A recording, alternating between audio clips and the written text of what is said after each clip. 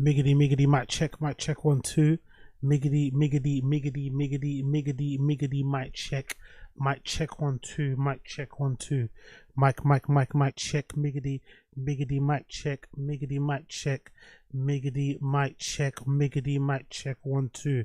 Apologies for the delay, apologies for the delay. I just got back from the gym. I went super fucking late for whatever reason. I got a bit of a bug and decided, you know what? Instead of staying at home, let me just go out and pump some weight. So I decided to go really fucking late. I just got back now, so apologies. I should have probably put up a stream beforehand so you guys could know what time I was going to get back. But still, we're here. Big up everybody for tuning in. Thank you for tuning in. Thank you for joining me. It's a bit late notice, so I do apologize to those of you who probably had other plans. But we're here regardless. We're here. Not gonna lie, it's quite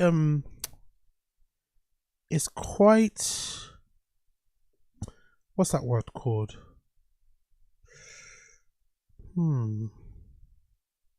It's somewhat gratifying, you know, when you go to a gym and there's people there, especially late at night, because you think you're the only loner, you think you're the only loser that doesn't have much to do on the weekend, so decides to kind of leave your house and go fucking lift some weights for like an hour at fucking, you know, midnight and shit, and there's people there, you know, you're like, rotted, I'm not the only one, I'm not the only person, so it's kind of nice to see, I'm not gonna lie. So that was pretty decent. So big up everybody for tuning in. I appreciate everybody for tuning in. I appreciate you for tuning in. What are you guys saying? Friday night sayings, what are you guys saying? I've actually checked, did I check it? I think I checked the UFC 316, right? What is it now? I don't think the main card is on yet. I might watch it on the side. No, the main card isn't on yet. We're still, okay, cool. We're still on the prelim, so the main card isn't on yet. So I will probably be flicking in between, I think, maybe, if I have time. But I really want to focus on this stream. I mean, I don't really want to move things around. But we'll see how it goes. We'll see how it goes. We'll see how it goes. It's not too crazy. But big up everybody for tuning in. Appreciate all of you. Big up KP. Big up Apex Putter. Big up what's that? JAGRVD or something like that. Big up Ason. Big up Case of Moses, Wagwan, GG. Big up Jaded. Big up Young Old Vibes, what's happening, Queen. Big up My Nuts, KP. Don Dota, Wagwan, GG. Jack Donny Jr., what's going on, my guy? Alessio, I see you as well. Big up everybody in the stream chat. Big up everybody in the stream chat. Appreciate you. Big up Lisha Manuel, what's going on, brother? Long time no see. Hope you're well too. What's going on, everybody? Everybody out there, wherever you are. Bang your chest. Oh, I shouldn't do that actually. That kind of hurt. Still feeling sore. Anyways, let's continue. Today is day number 6 of the 31-day marathon. I'm trying to get to 500 members by the end of the 31 days. So if you want to join, if you want to add, then all you got to do is click the link in the description to buy yourself a membership, or the link in the stream chat. You can gift memberships, all that malarkey. Link in the description, little $sign on the chat box. You know how to do it.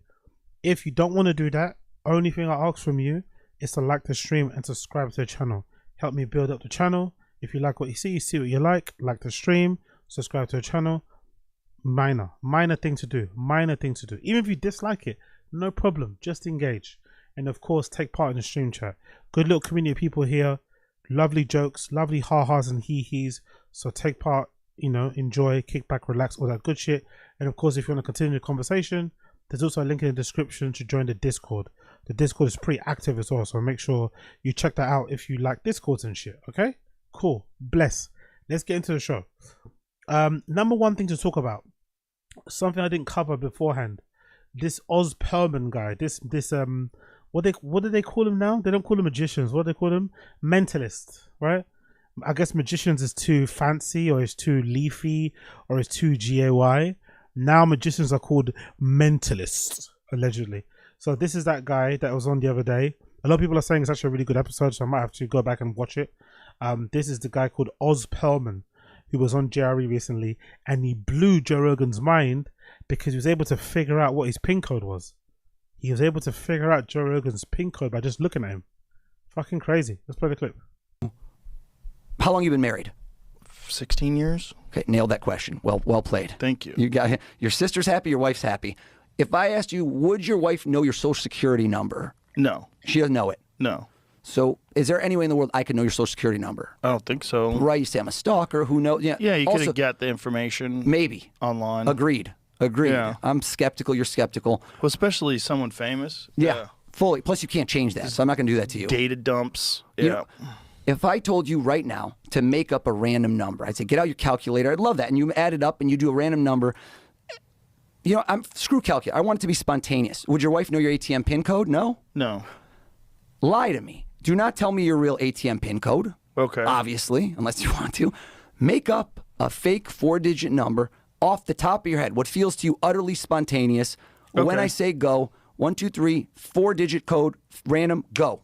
Okay. Say it. 2020. 2020, okay. So you ask me, how do I do what I do? Now, I'm going to write down 2020. Okay.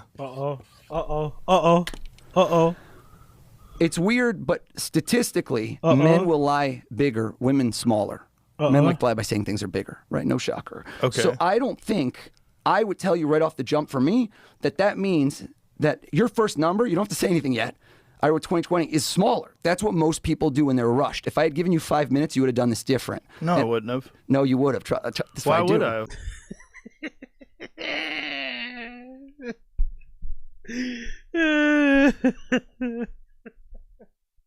I get the feeling Joe doesn't like magic, man.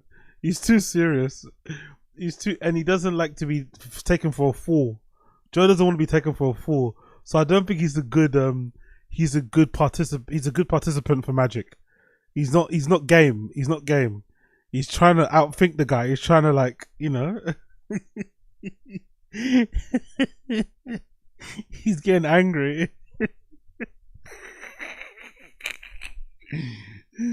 Because you would have thought about it, and then people go down a different path. Nope. No? Nope. Okay, worked out for me either way. You'll be honest if I'm right. Okay.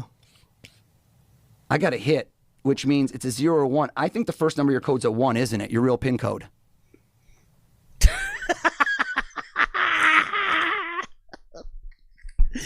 Holy shit. Of course Joe Rogan's PIN code will start with a 1. Of course Joe Rogan's PIN code would start with a 1. Of course it would. Of course it was. Because Rogan's number 1, right? Of course Mr. Number 1 will start with number 1. Of course. My ATM PIN code. Why would I tell you that on the air? Should I only show this to you? Sure. Only show it to you. Yeah. Can we acquiesce that the first number I got was correct? Yes. Okay. Now, you did repetition. So yeah. He's getting upset. He's getting upset. Bro, relax, man. You can just change it right away. It's not a big deal. Like, nothing's going to happen if look at Joe thinking someone's going to steal his money. Like, relax, Joe. You've got all the money. No one's going to touch your money. You'll be all right. Calm down, Joe. Calm down. No one's going to steal your money, brother. I like the fact when people always say to me it's fake when they watch the videos. They're like, you must have set up. Joe doesn't even want this to happen right now. He had no idea this was going to happen. You use 2 numbers in repeats. What that means is you probably did the same thing. You also didn't use any of the same numbers. I know there's not a 2, a 0, or a 2 in it. I don't think so either. Mm-hmm. And I'm watching you while I say it. You put the hand up. You might as well have said yes to me out loud. So now I know. Think of... Joe thinks he's got no tails. Joe thinks he has no tails. Joe thinks he's like, you know, above average, you know. Rules don't apply to Joe. But he's got loads of tails. And it's making him mad. It's all involuntary. You can't help it. Second number. Okay. Third number. Fourth number. Got Every it. time you did it, it's a data point. Okay. I'm only going to ask you one more question. I'm not looking for answers. The last number is the biggest, isn't it? Yeah. Yeah. I'm showing this to you. Is there a camera behind me? I don't want to make sure. I'm only going to show it to you. It's not 2020. How'd I do, Joe? Is that your ATM PIN code? Yeah.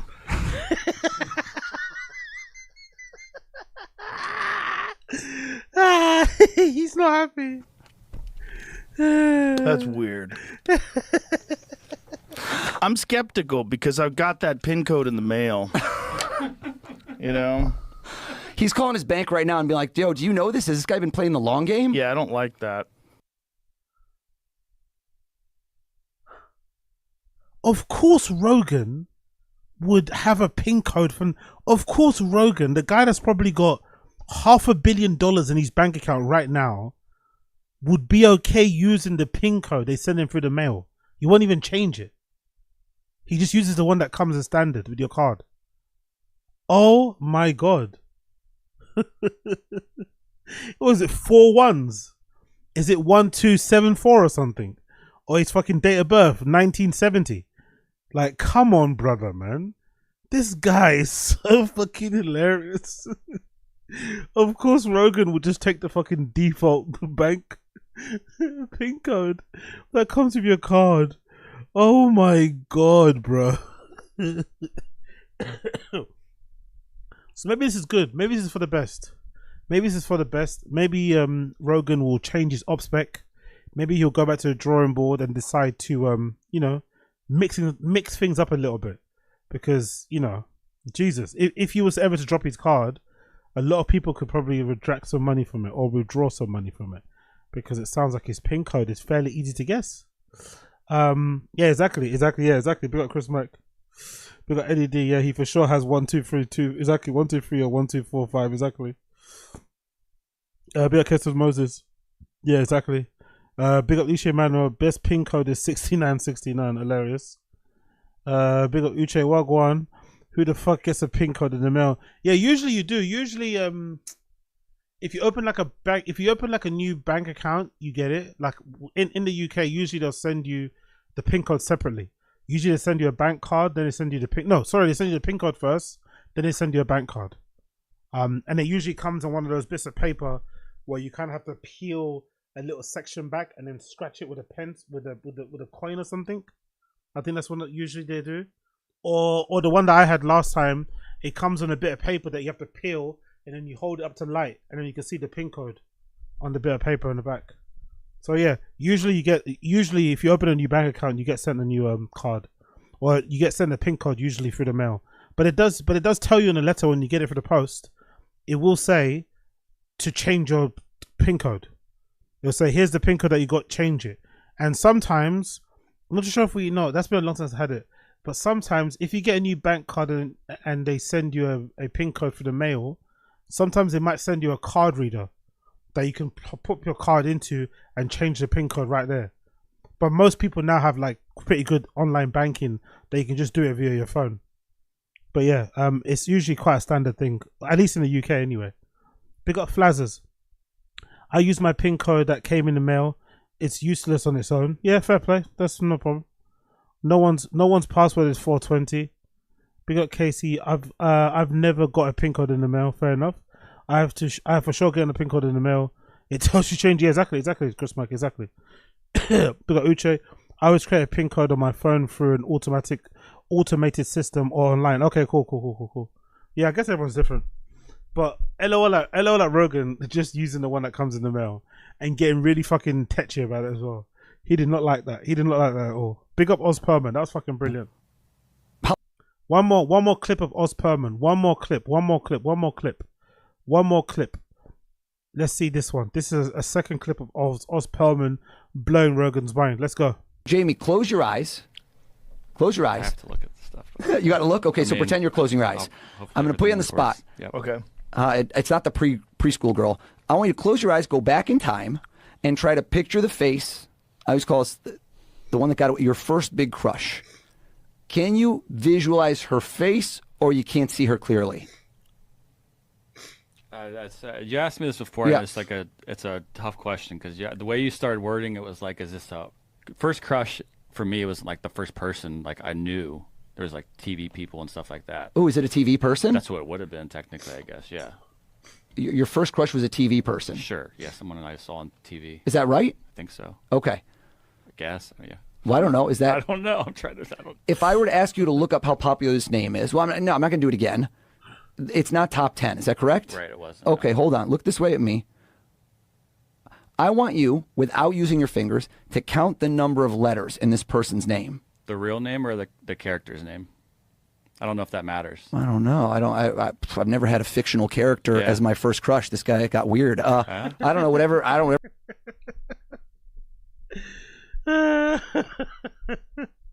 This Oz Perlman guy is good, man. He's good. He's good, bro. This Oz Perlman guy is very fucking good. Whatever name you went with, I don't say it out loud. I'll go with the fictional character's name. Don't say no. Don't. To me, they weren't a real person then, so you know. Because it's not weird at all. What young Jamie's saying is not weird whatsoever. He's just trying to push him in a certain direction. But what he's saying isn't weird whatsoever. But he's doing a good job of repeating it. The faces he's making, he's really good at what he's doing. It's not weird at all. Well, I don't know. 9, I don't don't say. Don't tell. Oh man, don't tell me. Don't give me any more clues. You're not gonna figure it out. Good. All right. You know what? Do this, Joe. I want you to see this. Should we get a piece of paper? Write down. There's mics everywhere. Okay. Screw it. Don't even write down. Don't even write down. No, not you. I was gonna have him write it down. Yep. Okay. 8 or 9. Do me a favor. Sure. Count again, but to yourself. Don't do it out loud. Count to yourself. What, the letters? Yeah, don't do it out loud. Oh, the 8 or 9 wasn't the letters, but go ahead. Yeah. I'm so confused. All right. Good.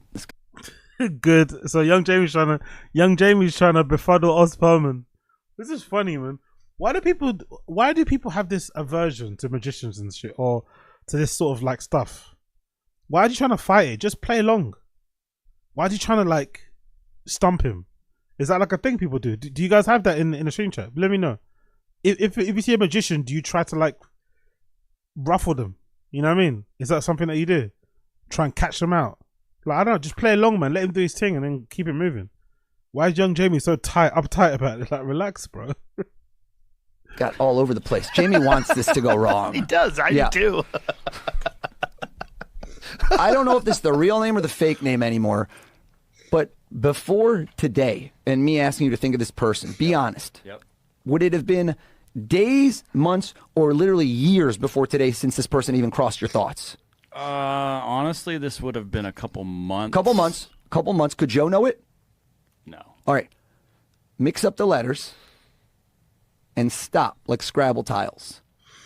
Freeze and grab out a letter somewhere in the name. Maybe grab one out of the middle. Okay. You got it? Sure. He did too and he switched. I was trying to look to you. No, you did shifty eyes. He did this one and then this one. You didn't do a vowel, did you? I don't know. Well, you can tell me. Yes, I did. You did a vowel after all that? A-E-I-O-U, look at me. That's the first one I picked. And you went to the end. Do you think the last letter? No. The last letter is a vowel, though, isn't it? Sometimes. It is. Here we go. I'm gonna show you. Sometimes why? Yeah, that's the only way. Sometimes a vowel. A-E-I-O-U and sometimes why? Take a look. Don't say it. Don't say it. Okay. I don't know. This is, who knows? Was it 9 letters? The name is 9 letters long, isn't it? The real person's name is 9 letters. Yeah. I think. Yeah. The real and he hadn't thought of this person in months. It doesn't in a vowel. Yeah, it does. I know. I saw it, and you switched to one. And I wrote this down, Joe. You see it, right? I can't change it. No trick here. No BS. What's her name? This first crush. Saw her on TV. Her real name is Christine. Christine is what I wrote down. Christine is what I wrote down.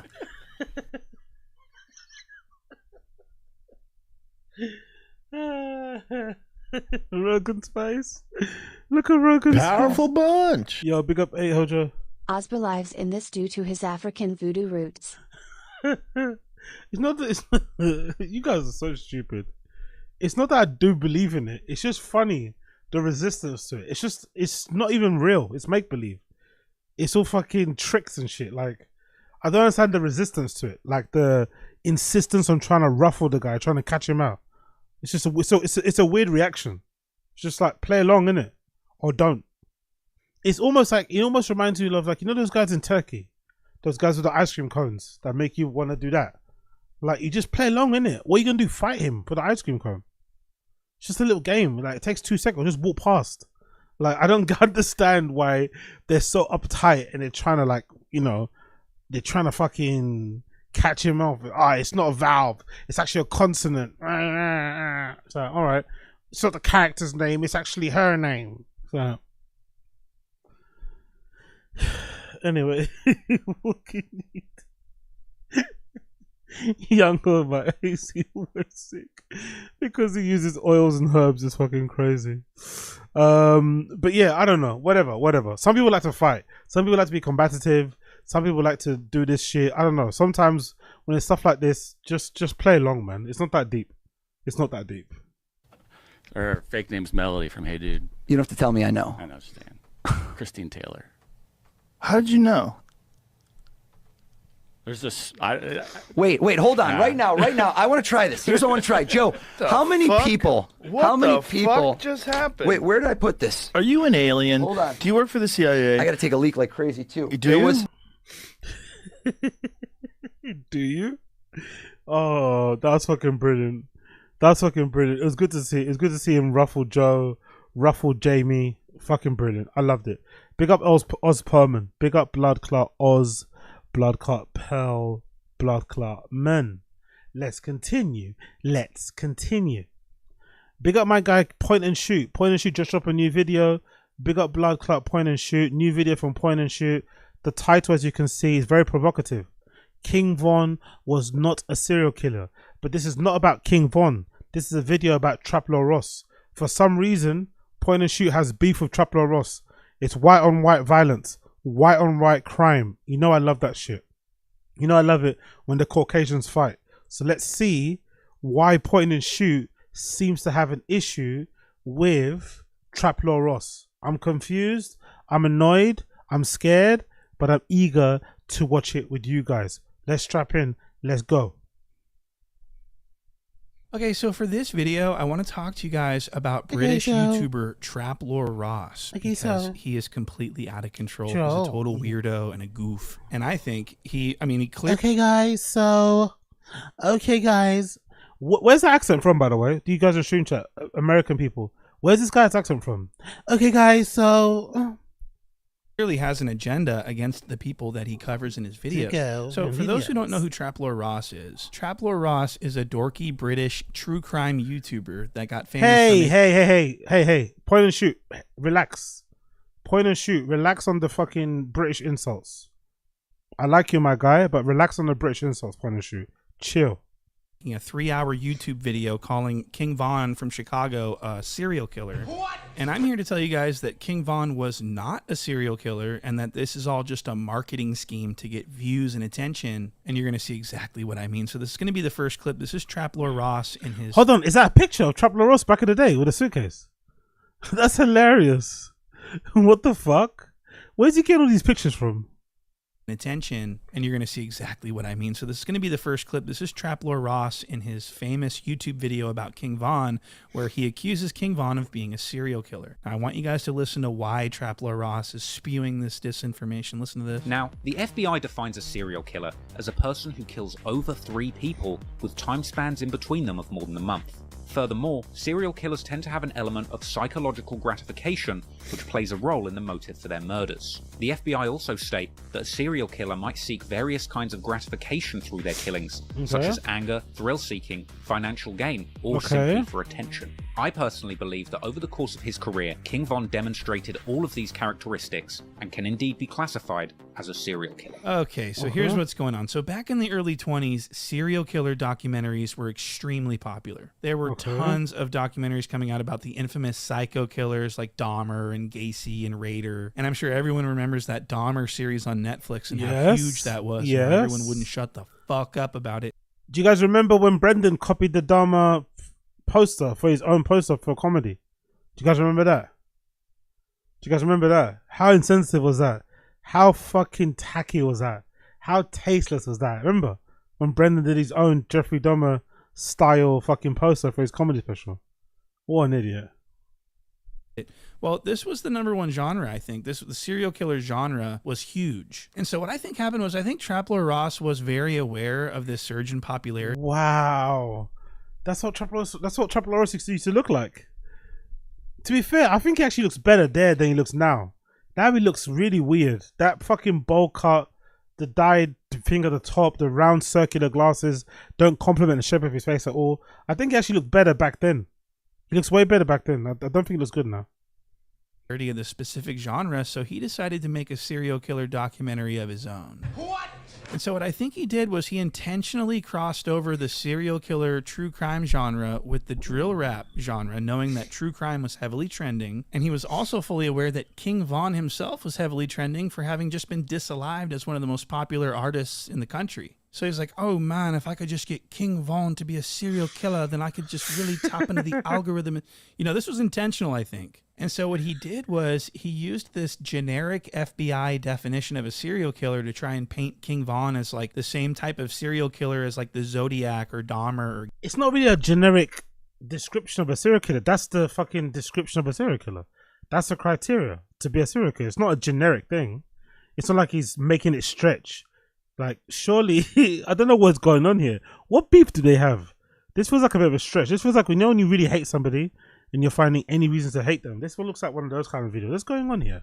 Why is Point and Shoot beefing with Trapler Ross? What's happening? Gacy, because he wanted his video to be recommended to people who consume a lot of true crime. He's manipulating the algorithm so that his video not only appears in hip-hop fans' algorithms, but also in the algorithms of people who consume a lot of true crime, which is a lot of people. And I want to be clear that this is not a documentary. This is simply an idiotic, opinion-based, argumentative essay. And we know this from the provided thesis statement, which is completely 100% Trapler Ross's opinion. I personally believe that over the course What separates a documentary from a long essay anyway, nowadays? What's the difference between a documentary and an essay, and a video essay? of his career, King Von demonstrated all of these characteristics and can indeed be classified as a serial killer. So the goal of this video is to convince the audience that King Von's a serial killer. It's not to present facts to the audience and allow the audience to decide for themselves, which would be an actual documentary. Now, doesn't he present facts though? Doesn't he lay out the timeline of all the killings? Doesn't he provide like information, like news articles and stuff like that? I swear, I watched the documentary. I'm pretty sure there's like a timeline of all the killings. There's a timeline of all the posts that King Von did on Twitter and stuff that might align with some of the killings. There's a timeline of all the fucking, or there's, you know, evidence provided of all the news bits and segments where they covered said shooting or killing and stuff. I thought it was fairly on point in that regard. Okay, maybe I've read it wrong. At the beginning of his video, he convinces his audience that King Von falls under this generic FBI definition of what a serial killer is. Now, the FBI defines a serial killer as a person who kills over 3 people with time spans in between them of more than a month. Furthermore, serial killers tend to have an element of psychological gratification, which plays a role in the motive for their murders. The FBI also state that a serial killer might seek various kinds of gratification through their killings, such as anger, thrill-seeking, financial gain, or simply for attention. So what Trapler Ross is doing here is he's trying to apply credibility to his nonsense claim that King Von was a serial killer by stating that he clearly falls under this generic FBI definition of what a serial killer is. Okay. And the problem is that Trapler Ross doesn't do actual research, and so he doesn't understand that the FBI never intended for this quote-unquote definition to be used as a generic definition for serial killers. Now, I want to present this. This is actual literature from the U.S. Department of Justice Federal Bureau of Investigation. Jesus Christ. So this is a serial killer symposium. This is actual real research, and I want to show you what they say about the definition. And this is so interesting. So it says, although federal law provides a definition of serial murder, it is limited in its application. The purpose of this definition was to set forth criteria establishing when the FBI could assist local law enforcement agencies with their investigation of serial murder cases. It was not intended to be a generic definition for serial murder. What? So this is really... But doesn't it? But it's a starting off point. It's a way to categorize it. It's not a generic cover overall term, but it's a way to categorize and to start from somewhere, which is what he's basically doing. I don't know, man. I think Point and Shoot is being a little bit petty. He's being a little bit nitpicky. He's being a little bit pedantic. You know, you're like, come on, brother, come on, my friend. It really isn't that deep.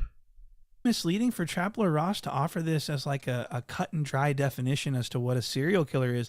It's a vague description and it's not cut and dry at all. And that's why Trapler Ross is very careful. And he says, man, if he didn't enjoy the killings, if he didn't tweet about it, if he didn't, you know, he says that King Von is a serial killer because he seemed to enjoy doing it. I feel like the way Von carried himself, the way that he communicated these murders to the public through his music, and he got charged up off of that. I think these are the elements that make him like a serial killer, like the Zodiac killer, sending these letters out to try and getting some excitement, like wanting to be caught. And I think so. The FBI Serial Killer Symposium says that that's a common myth, that Trapler Trapler Ross is saying here that serial killers want to be caught. They do not want to be caught. Some excitement, like wanting to be caught. And I think these are the elements that, just to me, that made me feel like he ticked those requirements to the max. Okay, so these quote-unquote requirements that he's talking about were on Wikipedia, and it says typically this... Come on, man.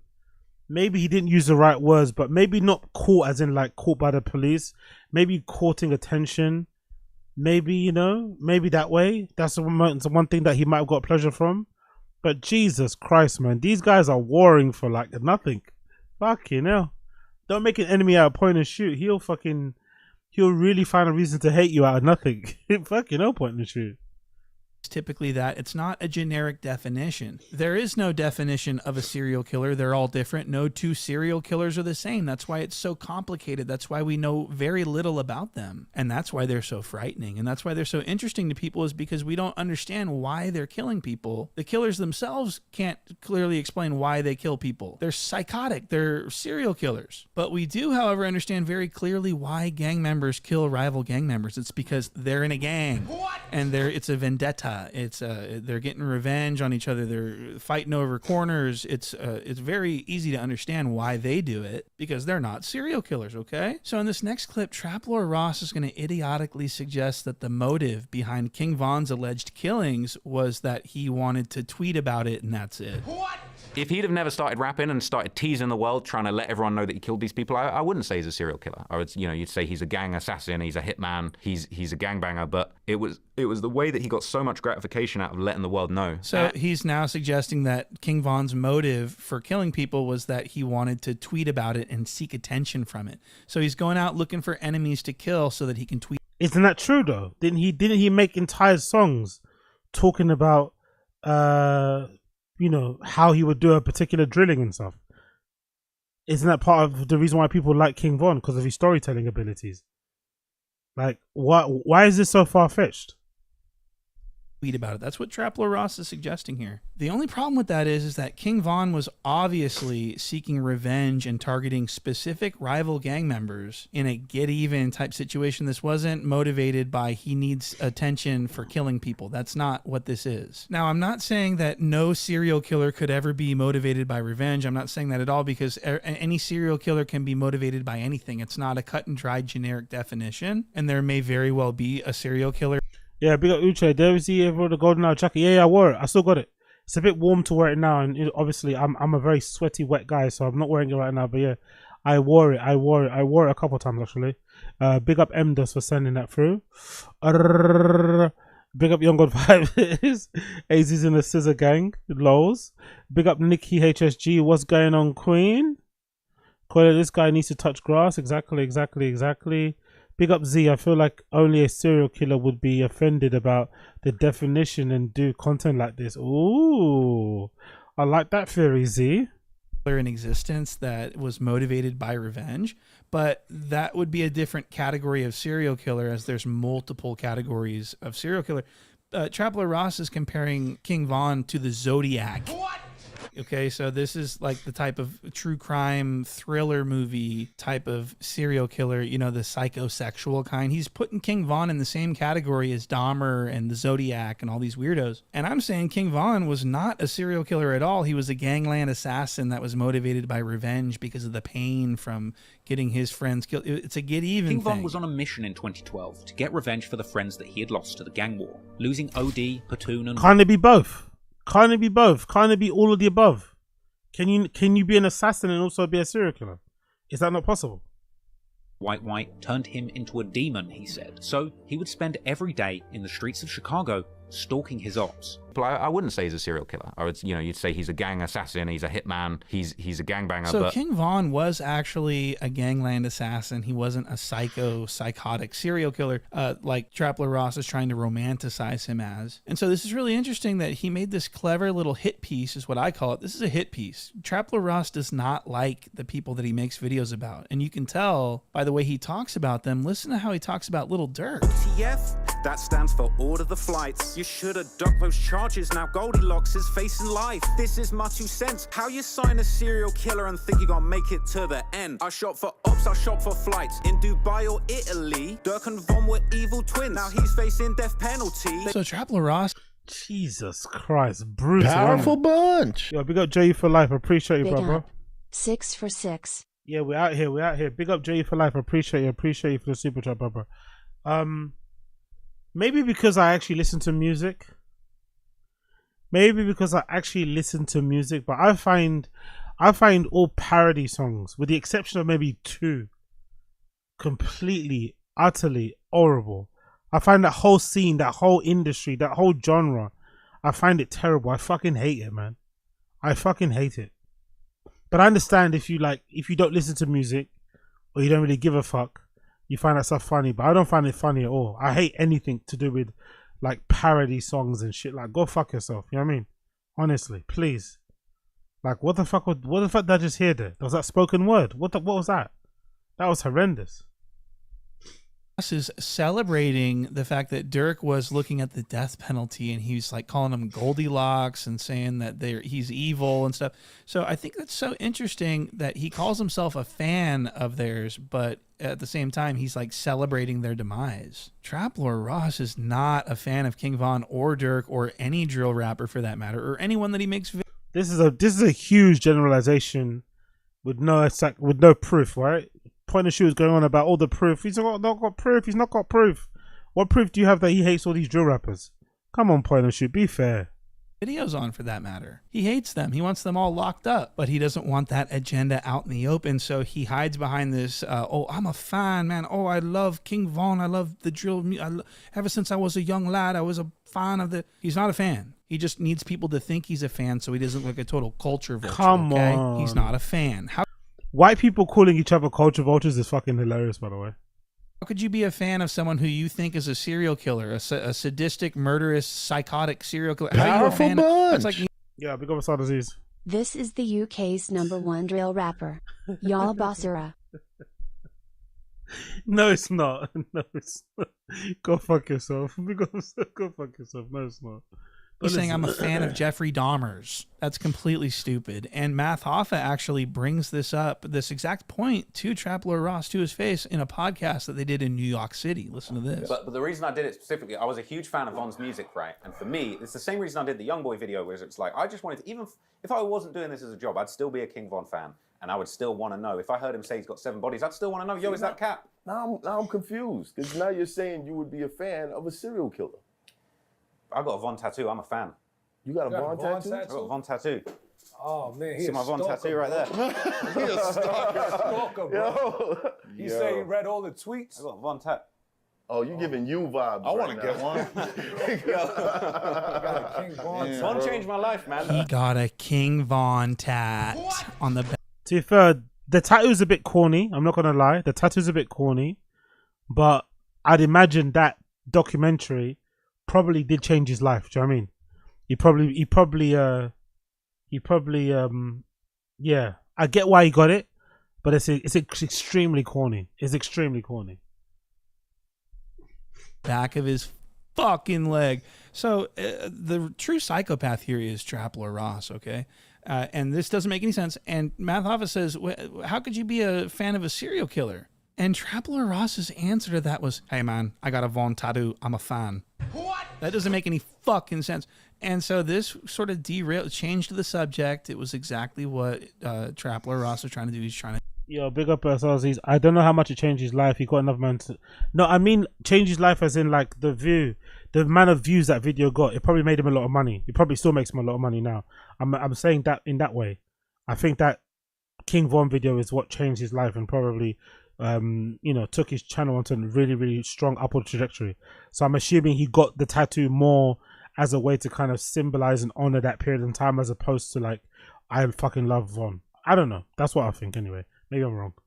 And just like be like, look at my tattoo, man. Look, I got a tattoo. That's seriously alarming. He's got King Von, and this is a badge of honor tattoo. This is what put him on the map. King Von put him on the map, so he got him as a badge of honor tattoo. Come on, point and shoot. This isn't too shabby, man. Come on. I would just rather he just say what his problem is with fucking Trap Lord Ross, as opposed to going after him because of this King Von shit. Like, we know his obsession with King Von's a little bit losery and corny and cringe, but like this happened like years ago, no? The documentary dropped when, last year or something? It's like, this is a weird way to kind of clap back at somebody. 1 year later. Dude, onto his leg. What a psycho. So at this point, it is 100% obvious to me that Trapler Ross was not a fan of King Von or drill music at all. He was a fan of true crime. Now, I do anticipate a lot of people out there disagreeing with me on this and saying that King Von was a serial killer and then he meets the criteria, blah, blah, blah. Well, I want you guys to know that I actually called the FBI. What? I called the Federal Bureau and I got the Behavioral Analysis Unit and I spoke to an FBI agent. Really? And I provided all the details of this. And of course you spoke to an FBI agent. Your voice sounds like a fucking FBI agent. Fucking no. Some of these people on the internet, bro. I called the FBI. It's like, fucking no. You couldn't get more dorky than this. Come on, point and shoot. I like you, but this is a fucking L. This is so fucking lame. And she told me that I couldn't use her for the record, but she told me that no, King Von would not be considered or investigated as a serial killer. Okay. So, and that's from the FBI. And if you think I'm wrong, call your local FBI office, ask them to put you through to the criminology department, leave a message, and they will call you back. Okay. And this is exactly what I did. And she told me that no, this wouldn't be a typical serial killer investigation, and that. Look at them. Look at the time. Look at the amount of resources and time you're wasting for this shit. These agents got to be focusing on actual crimes, and here's fucking point and shoot wanting clarification if King Von was a serial killer or not. Oh yeah. Hope he's joking. Hope he's just joking though. This is fucking hilarious. He hates Trapler Ross so much he called the FBI. I'm not gonna lie. I aspire to hate somebody as much as fucking point and shoot hates Trapler Ross, to the point where you call the FBI. You know, this is fucking insane. That these were targeted gang-related homicides, and even if King Von was classified somehow as a serial killer, it would definitely not be the same type of serial killer that people think of when they think of the word serial killer. They think of Dahmer, they think of Zodiac. And that's what Trapler Ross is trying to do. Trapler Ross is trying to put King Von in the same category as these psychosexual killers, okay? So I just wanted to put this out there because it kind of bothers me a little bit that no one really challenges Trapler Ross on this. It's just like everyone just sort of agrees, like, oh yeah, it sounds good to me. No, it doesn't sound good to me at all. What? So this is pretty much going to do it for the video. Thank you guys for sitting through this, and I'll see you on the next one. Brutal. And definitely a stretch, in my humble opinion. One of the biggest, longest, furthest stretches I've ever seen in my entire life. But hey, what can you do? What can you do? Sometimes when you hate somebody, you hate somebody. You get me? Sometimes when you hate somebody, you hate somebody. You get me? Cool. Moving on.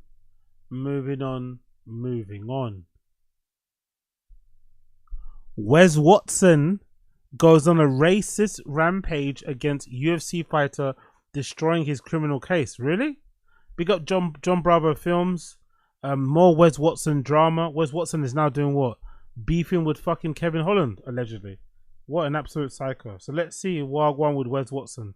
It's been a long time since I've heard any news about Wes Watson, so let's see what he's saying. Big up everybody tuning in right now. If you can hear my voice, you like what you see what you like, smash the like button down below. Help a brother out. That'd be much appreciated. UFC fighter Kevin Holland, and it looks like Wes didn't like what he had to say, and like he did me, he blocked him. I will send you a KFC gift card. How about that? Blocking the UFC fight is fucking hilarious, by the way.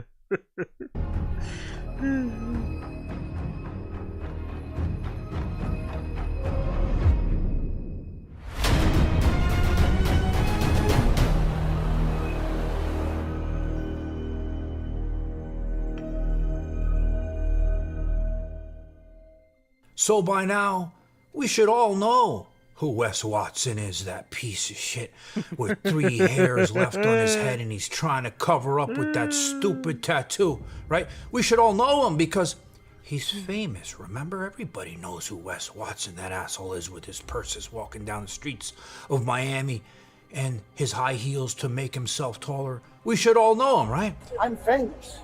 I'm famous. Well, he's always opening up his big mouth bigger than he should, like I was just saying. Imagine saying it to somebody in real life, though. Imagine saying that to somebody in real life, like, I'm famous.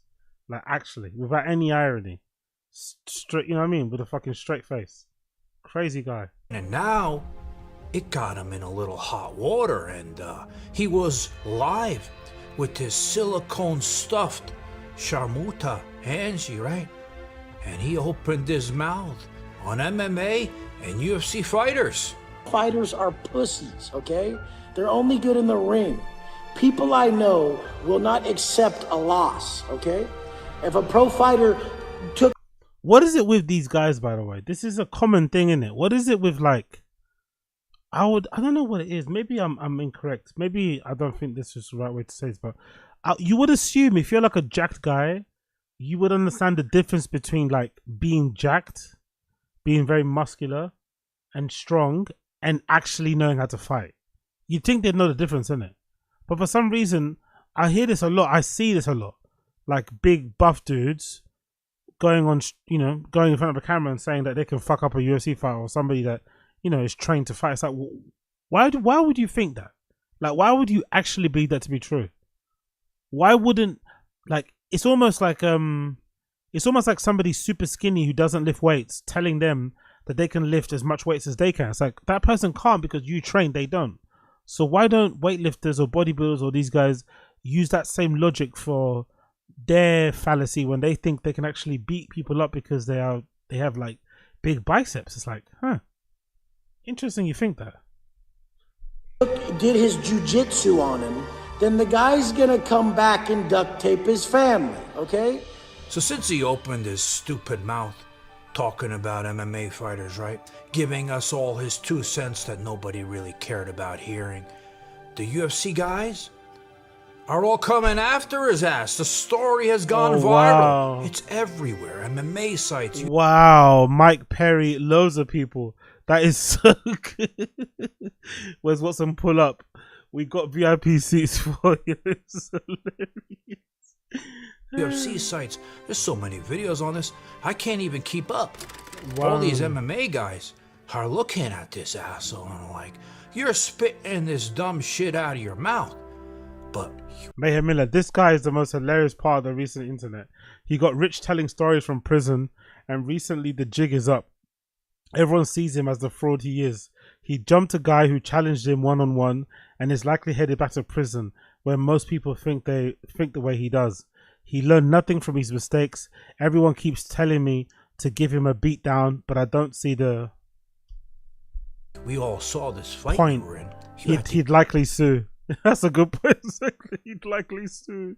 That's so true. Get your 4 buddies to gangbang him with you, and you used a fucking weapon. What kind of pussy is this? Mm-hmm. Now you would think this asshole would stop running his mouth, but of course we know how this piece of shit works, right? He can never shut his mouth, and it always ends up landing him in more trouble. And in this case, it's no different. Like, I wasn't going to cover this story because I knew what he was doing. He was talking shit about UFC guys because he knew it will go viral everywhere, and it did. And I didn't want to give him what he wanted. But now he opened up his mouth a little bit too far, and now I can pause. Ayo, pause. Give him the attention that he wanted because, like we've seen in the past, he's pause again. Shown that he's racist, and now what he's just done to this UFC fighter paints a whole different picture that I'm going to put together for you, and how this can affect him in court with the 7-foot monster, because we saw his racist ways then. So now let me show you where this asshole's mouth is getting him into trouble. Okay, this is UFC fighter Kevin Holland, and it looks like West didn't like what he had to say, and like he did me, he blocked him. But this guy didn't like it. He posted that he blocked him, and look, Kendra Lust, I like her. What did she say? This guy trying to put you down because you did in prison, so I'm guessing he won't be at the UFC fights this weekend. Look, even Kendra Lust is getting in on this asshole. He can't avoid nobody with his big fucking mouth. Now watch. So they go into the DM exchange. Damn, comments off. You go on a rant, then turn into a pussy. We all know what kind of pussy he is. West goes, Comments aren't turned off, slow motherfucker. You gotta follow the comment. Got something to say, crybaby? LOL. On my page, the same way. I'm in Miami Thursday. I'm sorry, but talking tough on DMs is just funny to me, man. Like, I never understand it. Like, you're never gonna see me ever go back and forth with somebody like this via DMs or on the internet in general. It just sounds so hilarious. Like trying to say really angry words, right? Trying to come across like threatening and shit over DMs. It's like, what? Like, come on, lads. Let's grow up a bit. Let's all grow up. Thursday Beach Fight Bar, Fight House, Fight Up to your way, your city. Oh, and your girl is hot. Now look what Wes says. He goes, she don't like toads. Nobody does. To be fair, I'm happy he said toads. I'm happy he said toads because that could have gone left. He could have dropped the hardy R, you know? He could have dropped the hardy R. I'm happy he said toads. I'm happy he said toads. All right, you know what a toad is? In prison, they refer to black people. I never heard this before until I looked it up. Really? As toads. Really? So he's writing, she don't like black people. Nobody Whoopsie, I spoke too soon. Whoopsie, I spoke too soon. does. All right, look how fucked up. Now it gets even better. LOL, she likes money, he said. I can tell. And you're broke, kiddo. LOL, get off the crack. Fuck's the matter with you little boys? So what's up with you being a pussy or what? Talking shit because you hear something you don't agree with? I don't give a fuck who you are or if you like me. LOL, ain't that how the world works? He goes, no, fuck weirdo. I'd call you out, but I ain't got your number. And now look what he says, the asshole. Wow. Wes Watson's hilarious. I will send you a KFC. That sounds like, you know what's funny? That sounds like something one of you motherfuckers would say to me in the stream chat. Actually, someone like Asad Aziz or someone, do you know what I mean? This sounds like one of those type of insults I'd get from one of you fuckers in the stream chat. So be careful. Be careful what you say to me in the stream chat, or you might end up in a documentary. You might end up in a fucking documentary. I will send you a KFC gift card. How about that? This fucking asshole. Sucks being an influencer when you get called out and won't do shit. Like we all know he never does. He talks a big fucking game, and then when it comes down to it, he brings his fucking buddies to help his ass. So this is another example showing how he's a racist. And you know, it started when we first saw what he did with the 7-foot monster, beating him down, calling him those names, right, that I won't repeat on here. He called me a Oh, I'm just seeing, is it round one? Round one of Kevin Holland versus Vicente Luque is just starting, actually. I think so. Round one is just about to start. Let me just check what's going on. Let me just see Wagwan with round one. Let me just see Wagwan with round one. Round one just started. They touch gloves. Cool. Let's see who touches each other first. They're in the center of the ring. Vicente Luque goes for a calf kick, misses. They're just trying to get the bearings, get each other's distance and shit.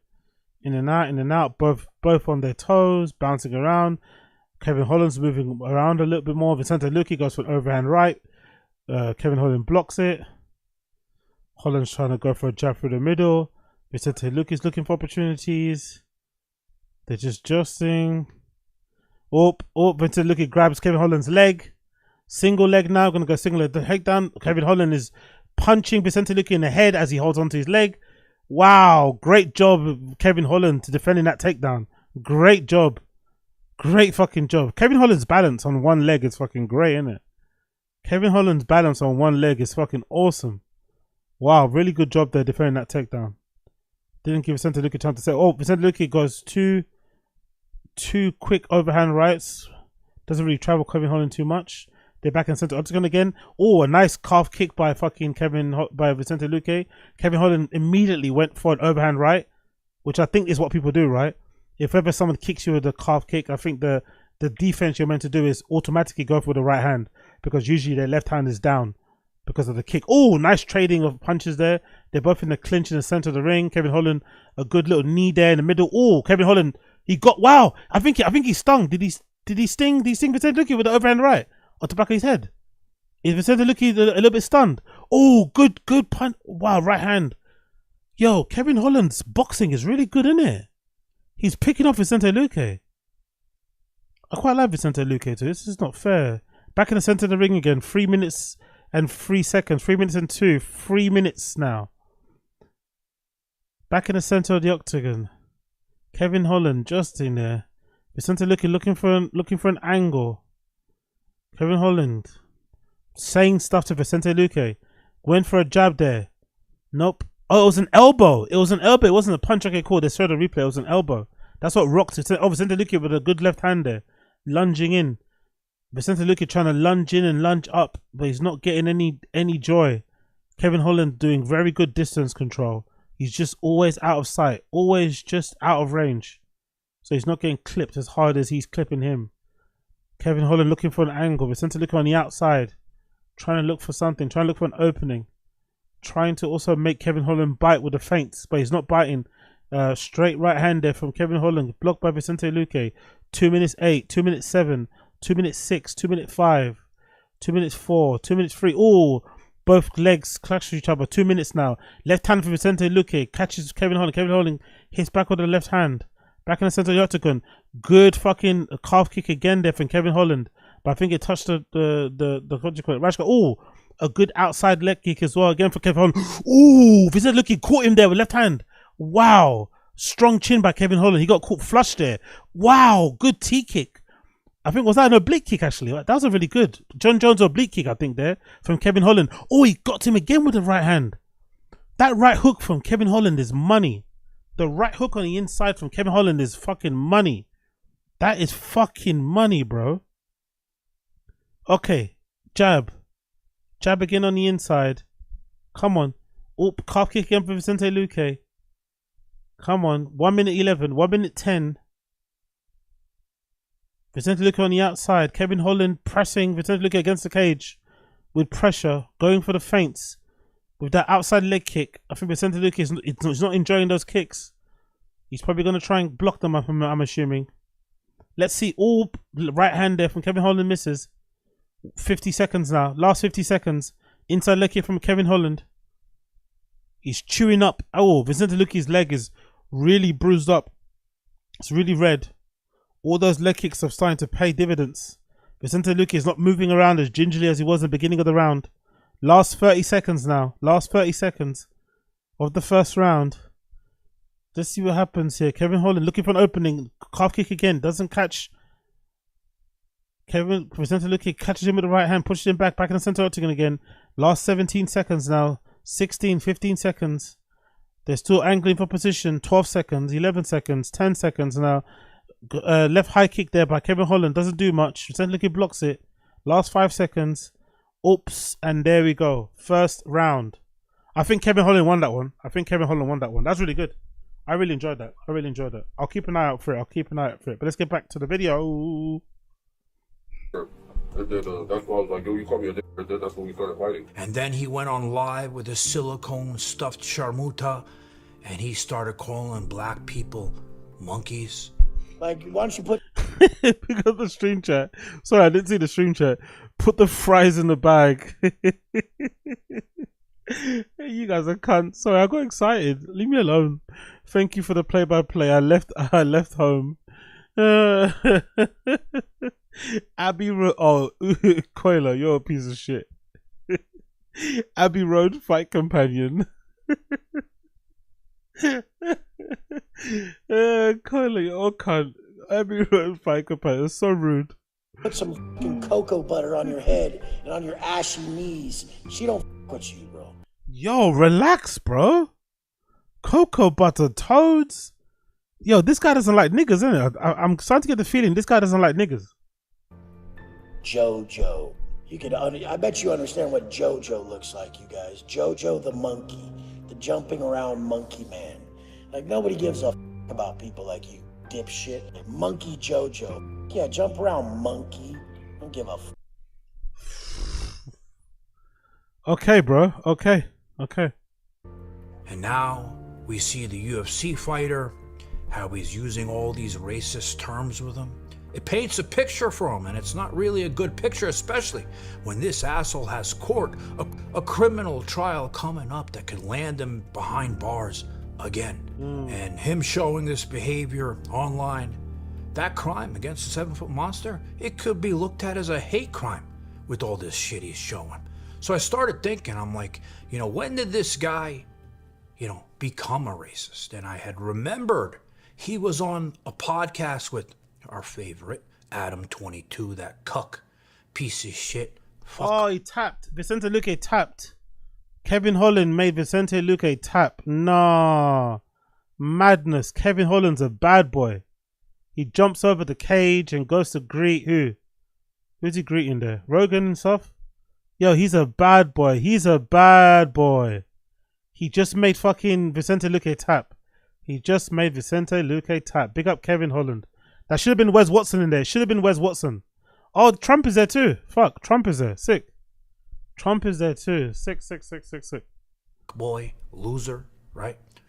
I don't have to get into him right now on this video.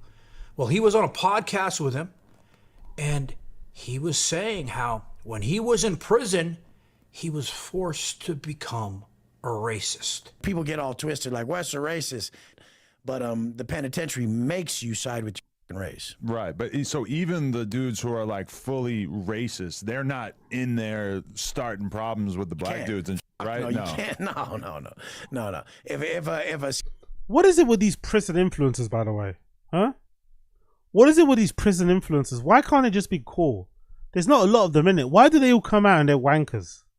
Why do all these prison influencers come out and they're absolute wankers? They're absolute pieces of shit. Why is it like that? skinhead ever went to go start a problem with another race, like off the top real quick, we would have to jump with them. But this is the thing. You get out of prison, you're put out in the real world. Prison is supposed to reform you, teach you to learn from your mistakes in the past. That's what prison really is supposed to be, right? But you come out and you're showing this racism on multiple occasions. Well, that behavior can land you right back in prison. So again, he has a criminal trial coming up this summer against the 7-foot monster. And if you don't think all those lawyers and prosecutors and everybody's not watching his actions online, seeing his behavior, like I said from the beginning, his big fucking mouth, he thought it was his biggest power. But in the end, it could become his biggest weakness and put him back in prison, not just for years, but make him go broke. So when he comes out on those streets, he's gonna have nothing left. I get the feeling Wes Watson doesn't give a shit, really.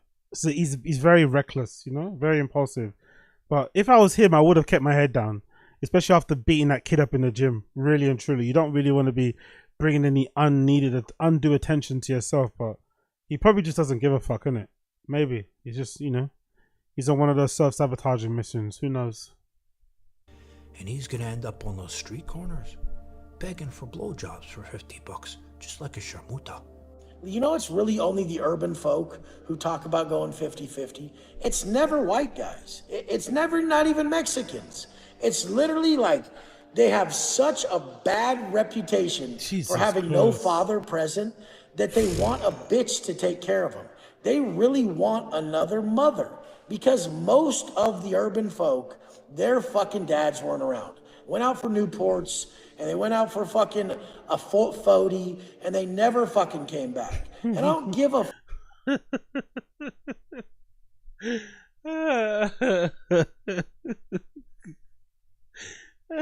Faux 40. Yo, this guy is fucking tapped in it. Why does he hate us so much, man? What have I do to you? What I do to you, Wes Watson? Chill out. fuck you guys, straight up. I don't give a fuck about calling it how it is. We need to fucking make sure that he's in trouble for this. Like, we can't stand him being online and being so handsome and so jacked and so well at speaking and so comfortable with himself. We can't And so well at speaking. And so well at speaking. have this because we don't have any good value as a man. We don't do anything right. Guys, thanks for watching. Please hit like on my video. Okay, well, fuck fucking Wes Watson, I guess. Fuck Wes Watson, I guess. He's on a mad thing. He's on an absolute mad thing. He needs to chill out. He needs to relax. If possible, please relax. Please fucking relax. Cool. Let's move on from that one. Let's do a new retroactive. New retroactive just dropped. Let's see Wagwan for new retroactive. Big up retroactive. Elon Musk is evil. Joe Rogan still loves him. Let's see what retroactive is saying. XAI is going above and beyond the required emission control. The building only had 15 megawatts, so we initially leased a whole bunch. Powerful bunch. Big up, Us holding back tears. His dad left for a Fouty. Big up Sauzes. We went to a town Elon Musk is poisoning. Okay, what's this? I've never heard about this. Generators. You know how you light your stove and that gas seeps with the little ticking noise? That's what it smells like. It's building a second larger data center. Oh yeah, we've already started work on the next cluster. Yeah, about 5 times the power. Wow, so Holy Elon's shit. XAI Memphis supercomputer is having such a good impact on the community, they're going to build one 5 times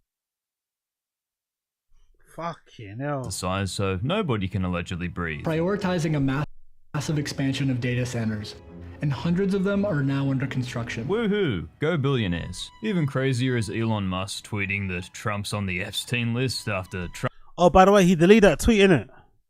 I saw a YouTube video where somebody said Elon had deleted that tweet. So I'm wondering, has he been threatened with legal action or something? Did he get pressure by people behind the scenes? But that tweet is now deleted, according to some people online. I haven't checked it myself, but that's what I read online. Trump threatened Elon's billions of government funding. What the So maybe a slight silver lining in this data center future expansion slowing down, but pretty laughable coming from a guy pictured with Mrs. Maxwell. From Herbert sniff and touch randos at press conferences president to a guy who says he'd date his own daughter president. Well, color me shocked, Americans. I mean, look at this headline. Jeffrey Epstein set Elon Musk's brother up with a girlfriend in effort to get close to the Tesla founder. Jesus Christ. What a fucking headline. Jesus Christ.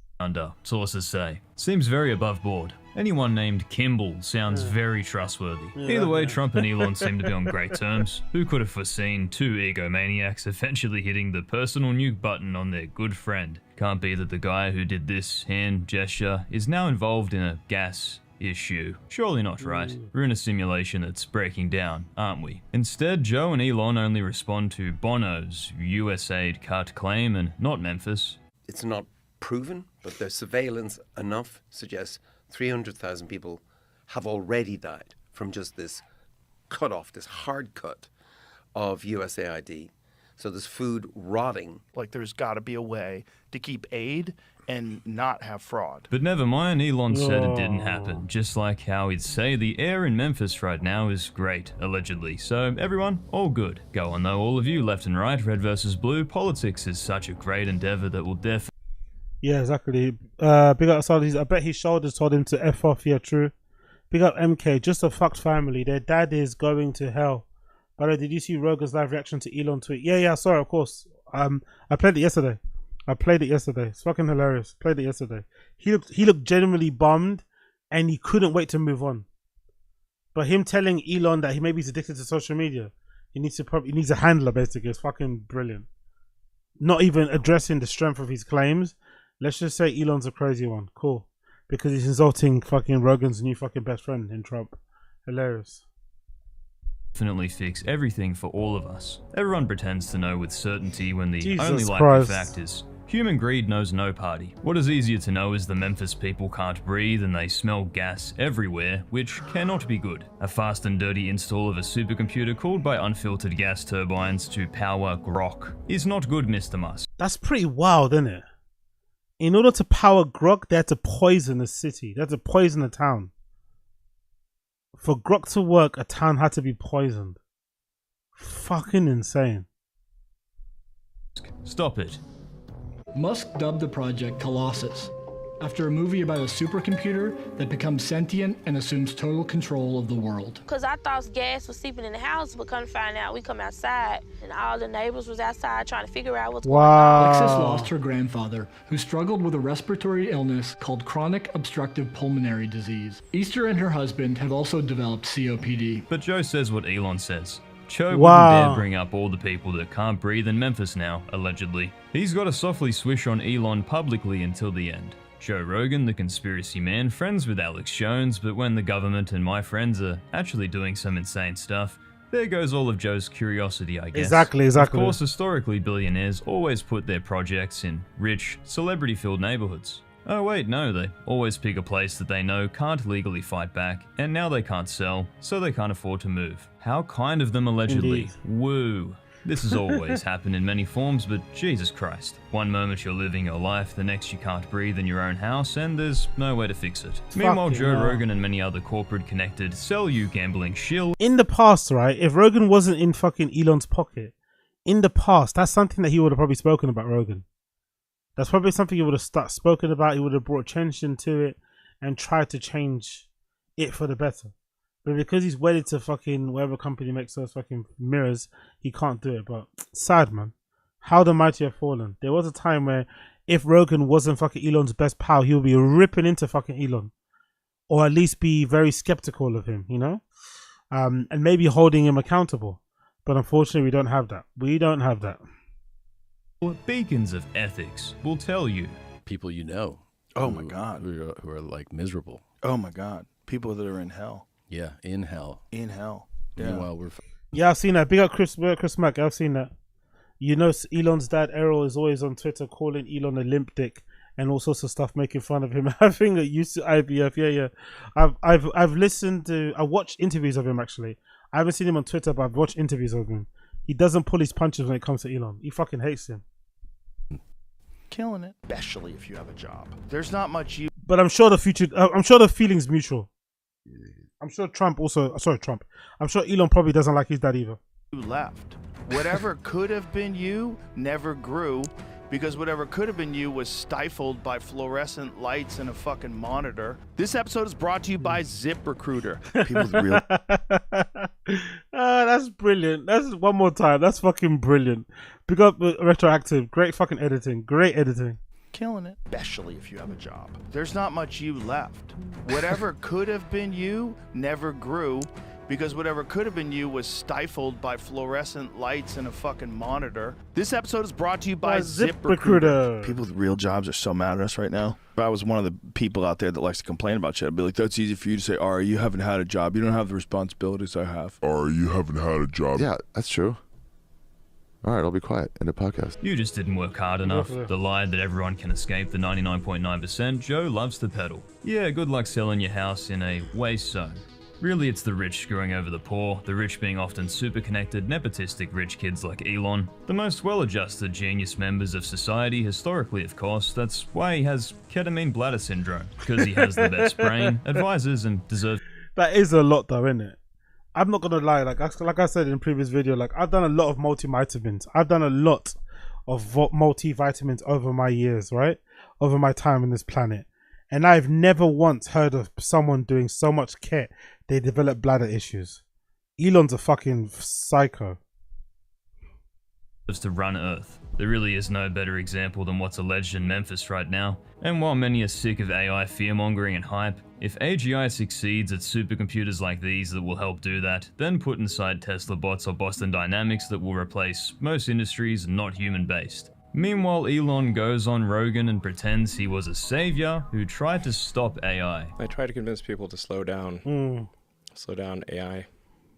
to regulate AI. This was futile. I tried for years. This seems Nobody like a listened. scene in a movie Nobody where listened. the robots are gonna fucking take over and you're freaking me out. Nobody listened. Nobody listened. No one. He'd been funding it all along to Exactly. nobody paying attention. Surprise. Exactly. He launched OpenAI. What do you mean? He was one of the early investors in OpenAI. What the fuck's he talking about? Didn't he recently try to also offer to buy OpenAI before he started Grok? And now he's investing loads of money in XAI. Come on, man. He's full of shit. He's full of shit. He wants to be the number one guy. Sam Altman also wants to be the number one guy. They're all competing to be the number one AI guy. Ironically, though, whoever's the number one guy will probably be taken out by AI anyway when they become sentient. You know what I mean? When we achieve what's that thing called? AGI. Essentially, they'll be the first to go. Not to mention all the tested on dogs allegedly and endless maimed employees. What a paragon for good. He really is the clear point of Joe Rogan's hypocrisy. That's alright, Joe. Just suck up to Zuckerberg next. So you can see the sediment from the data center. Wow, and that's just from the water coming out of your faucet. Yeah. I'm here in Mansfield, Georgia. God almighty. God almighty. God almighty. I gotta watch this, man. I didn't know this was happening. What's that? More Perfect Union. Okay, cool. I'll check that channel out. That is fucking crazy. And that's just from the water coming out of your faucet. Yeah. I'm here in Mansfield, Georgia, driving by Meta's new 2 million square foot data center facility. Oh, right, they're all insane. Who would have thought? The moral and fair guy Joe's biggest fans and listeners see. Well, let's see if that same guy will predictably ignore this and protect his friend Elon, just like Lex Friedman will. Elon, what he did with Memphis is objectively somewhat dirty, but he's also doing it in an area where there's like a bigger natural gas plant right next door and like a wastewater treatment and a garbage dump nearby, right? And he's obviously made the world a lot. So what, he's adding to the dump because Elon is doing what he's doing in Memphis where it's already toxic and it's already fucking polluted. It doesn't matter because he's just adding to the pollution that's already there. Fuck, what a weird cope. What a weird way to defend him. Jesus Christ. A lot more clean than that one data center. And whoever that guy is, another Glazer shill for elite bastards who will sell any and all of us out for status and cash. I mean, sorry. No, not at all. Great guy, never met him. Hopefully Tim Dillon and Bill... One more time. Status and cash. I mean, sorry. No, not at all. Great guy, never met him. Hopefully Tim Dillon and Bill Burr still have the cojones and lack of industry control left to say their piece on, I don't know, a whole goddamn city getting got for the gains of billionaires trying to replace humanity, and in the meantime generate grok, responses, and images. Sorry, Memphis. There's memes to make. We can send one guy, though. He can read us. That's brutal, isn't it? That is so fucking dark. Sorry, Memphis. There's memes to make.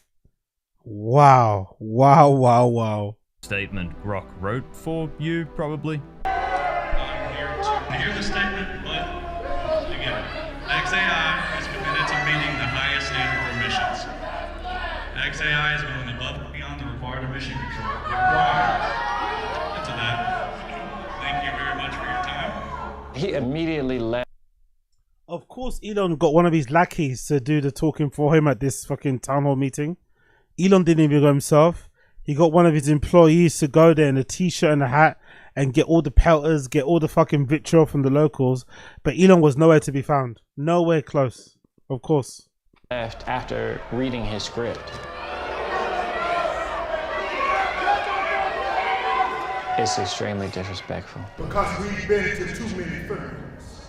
And Jesus Christ, out the door he goes. Security detail and a car waiting. How they didn't have him video call in and just hang up at the end. Must be one of the employees Elon loves the most. We can smell gas 24/7, but you are committed to the highest emission standards, so damn, I guess we can't smell gas now, and didn't have breathing problems all along. The real adventure was the friends we made along the way, of course. Thank you, Brent Mayo. Wow, what a last name, Mr. Mayonnaise. No innuendos to be had there for Daddy Elon. How easy it is to be rich. Do a Brent Mayo, Elon's favorite, is fucking crazy. Alleged evil acts, say you don't do that via policy, leave immediately, no consequences. Ah, the joys of being a corporation, huh? It's so easy, why don't all you paws just do the same? Looking at the facility, very impressive, very exciting for Memphis. Their commitment to the community is remarkable. Oh, it's remarkable, Sure, right? sure. Love the pause and smirk. They really are just actors and nothing else. The truth is that XAI, who just ran up out of here, they have no controls that prevent air pollution or decrease air pollution in their factories. None. Wow. While he's a political channel and usually left-leaning, so of course he's anti-Elon, Trump, and Rogan, Kyle Kulinski once was on Joe Rogan many times, and his breakdown of the Memphis insanity didn't hold back against his old pal Joseph. Once and for all, people need to finally dump oligarch ball coddlers Lex Friedman, Joe Rogan, obsession with these tech billionaire robber barons that are absolutely destroying this country, and their job is to be the PR wing for these criminals. Anyway, everyone... I don't know, like, I just wish there was more questioning of it. I don't really mind if people like Joe and stuff who are rich love other rich people, you know, rich people shit. I don't really mind that. It's just the lack of questioning. It's a lack of pushing back, the lack of holding people accountable or holding their feet to the fire or just calling out just bullshit behavior, right? Calling out criminality, calling out things that are hurting people. Like obviously what's going on there in Memphis. That's the real shame of this whole situation. I think the Rogan of before would have probably still been friends with Elon anyway, would have probably eventually still been friends with fucking Donald Trump. But if you got them on the pod, he would pose to them certain questions that he knows the majority of people on the internet would like to hear, you know? He would at least pose those questions to both of those players because he knows the internet wants to hear them. Whereas I think with the other way, it's a bit dodge, but I don't know, man. I don't know. Maybe Karl Klinsky's right. Maybe we just need to do away with all of these fucking robber baron oligarch types. I don't know. Can go on and forget this happened until something similar happens where you live, as yeah, I doubt this will be the first or last massive data center. Throw in Meta, Apple, Microsoft, OpenAI, etc, etc. The air quality in the future is about to be real crisp, baby. Everything's about to smell like rotten eggs. And it's good for you. And thank you for watching. To date, local and state authorities have taken no action against XAI. A desolate wasteland of data centers is to follow. Not gonna lie, I didn't know data centers could be that toxic.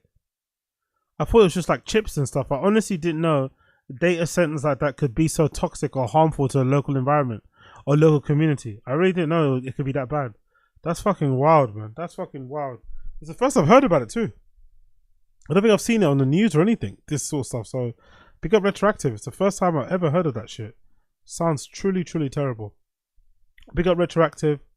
Big up Blood Clot. Retroactive. Cool. Let's move on to a bit of chin. Let's do a little bit of chinny chin. New episode of what's that called again? What's that thing called? Not that one. Where is it? I got it here somewhere. Where are ya? There we go. After Hours. Let's do a little bit of chin. Let's see what's happening with chin.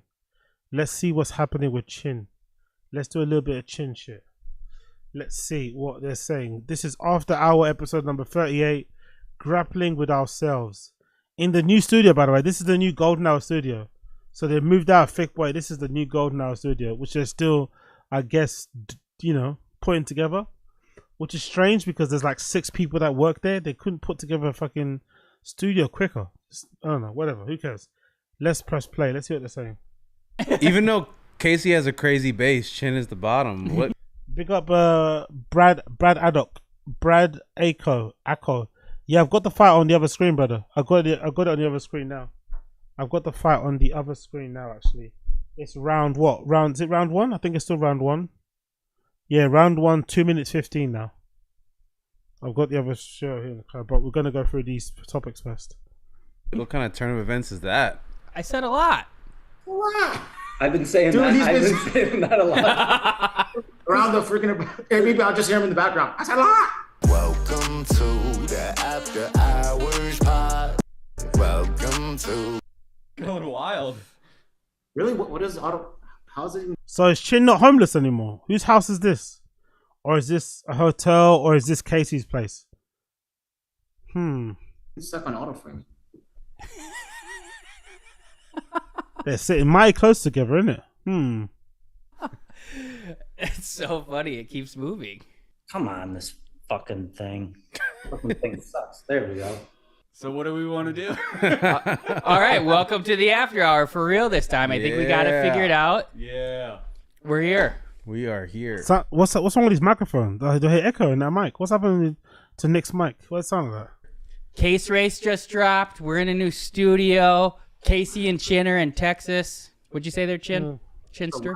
You guys are still like setting up, building, so it's like beginning stages. Yeah, that's kind of the vibe we're going for. Industrial. We're excited for Eric to bitch about it when he comes in. I wonder where this studio is. I wonder if it's in the old studio place, the one that shared with THEO, or if this is a new place all entirely. But it looks completely different the way it looked like before. I'm not even sure if I was him, or if I was these guys, if I would put back the what was I gonna say there? What was I gonna say? I forgot. Love you, Eric.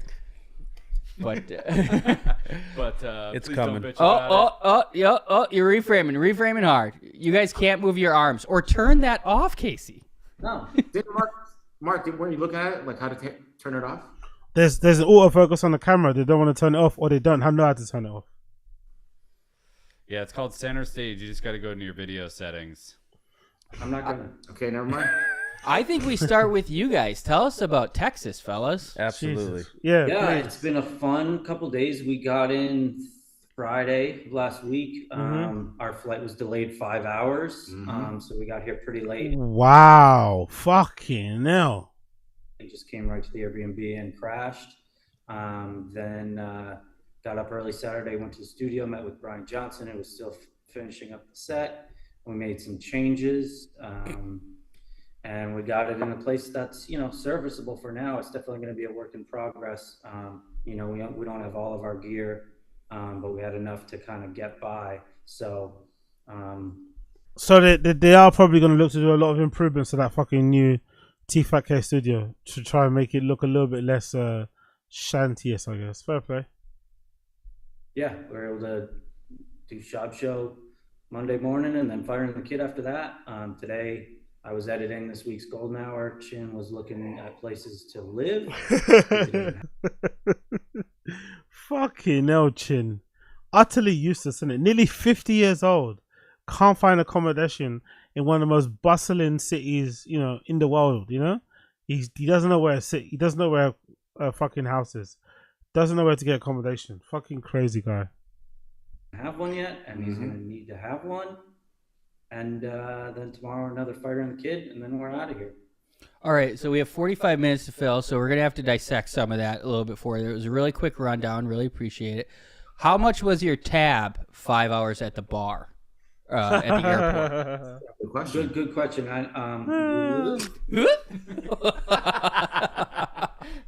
Dude, amazing. We actually strategically hit 2 bars, so it didn't feel like we were just in one spot for 5 hours. So the first one, I think the tab was like 122, and then the second one, it was I think about 122. That's honestly not that crazy because you get one double. That's going to run you about $30. So, dude, it's so expensive over there.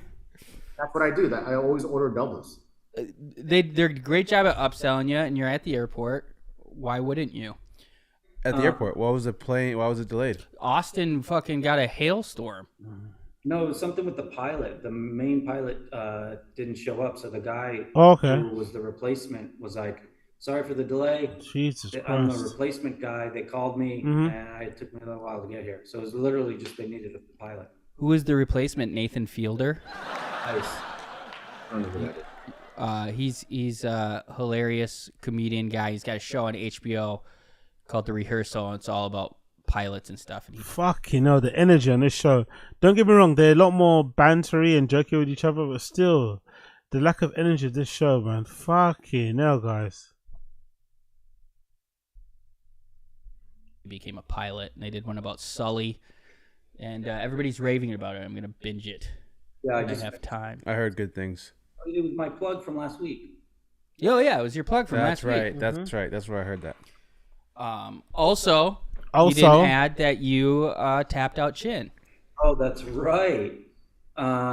We've been throwing them back this trip. Jesus Christ. I can imagine. I was like, from the kind of Corona Pilsner 4.5 school of thought, or practice rather. And then, you know, Chin is kind of just rubbing off on me with these IPAs. So like, I'll have 3 IPAs, and that's like, you know, they're 9.5% each. They're very strong. Yeah, very strong. So I'm toast, and then the other night, you know, Chin is kind of. It's just when you okay. Go ahead. It's making me dizzy. What? What the hell's going on now? Dude, this is the best. I'm actually loving it. Yeah, it's fun. It's fun. We're having fun. Me and Chin were talking some shit. Somehow it came up like, you know, Chin would kick my ass. And I'm like, yeah, I can't like touch you, like striking. I can't reach you. So of course you just, you know, hit me from the outside. I can't. But if I get a hold of you, like then I have a chance. Then it's like soft. Exactly. He's like, I'm not in trouble. And I'm like, all right, let's move the coffee table. Let's see what would happen. And so we did. I went for a single. He got me down real bad. I was in a bad position. And then I just went 2-on-1. Unlucky. And then wow. I got real wiggly and lit. Shit. I got a delivery here. Okay. Damn it, you can't do that. Nice delivery. Mid-story. Keep going. Just share it anyway. Doesn't matter. You know, I managed to get Chin's back and then sunk in rear naked, and he tapped. You know, I did. I was able to peel off a couple times, but then, dude. And I was going like this, and I was going to sink it in, and my hand would get caught in his chain. So I had to like, chains. You had like 3 chains on, so I had to like move his chains with this hand and then get underneath the chains. So wait, you mean he tapped your leg and you stopped? No. That's how that works. His arm, but no. You tapped him and he stopped. We had a disagreement. Yeah, we argued about this for a while afterwards too, and I thought that was going to lead to an actual fight. So in my mind, we were just wrestling, all right? And what were you arguing about? Because I thought spending whatever precious time you have on Earth, especially the older you are, selling fucking cookies door to door or whatever sounds like a nightmare to me. I'm not gonna lie. I was just be wrestling, so I just pinned him down, and I'm like, all right, is that it? And then that's not what happened. He went around. Never did you say, is that it? Exactly. I go, there you go, or some shit like that. No, you didn't. Dude. He made you say uncle? That's how it happens again. Anyway, I thought it was a wrestling thing, not a jiu-jitsu thing. So let me just say this real quick, Casey. Yeah, say it. If it was a tap out kind of thing, a jiu-jitsu thing, then I feel like I would have done something different. But I'll tell you this. He's so mad. Strong as shit, dude, and he's fucking like it's like a cat. I had him here, and he's just like turned around. Chin's he's always acting like he didn't know the rules that were already put in place that you agreed to after the fact. To be fair, he doesn't. Fucking hell, Chin getting dunked on from however many miles is from LA to Texas. Chilon's getting dumped. Peter's getting dunked on. Fucking no, they're meant to be he's safe haven, man. What happened to that? And there's just been a lot of grappling going on. I want to take this time and issue a public apology to Kevin for going too far. I love you. I'm sorry. We have the video. You guys won't be able to see it, but you saw it. Cool. We'll show the folks at home. Casey was there. Chin had left at this point. Well, Casey started it. Can you give some lead up to the video? Yes, well, we just done a case race, and then we were feeling pretty rambunctious, kind of breaking down the studio, kind of not. I don't think I was very productive, if I'm going to be honest. True. But it was fun. Power hour. That was the power hour. I say case race. I keep saying case race. Yeah. The power hour. Yeah. Which, after reviewing the tape, I did take shots multiple times.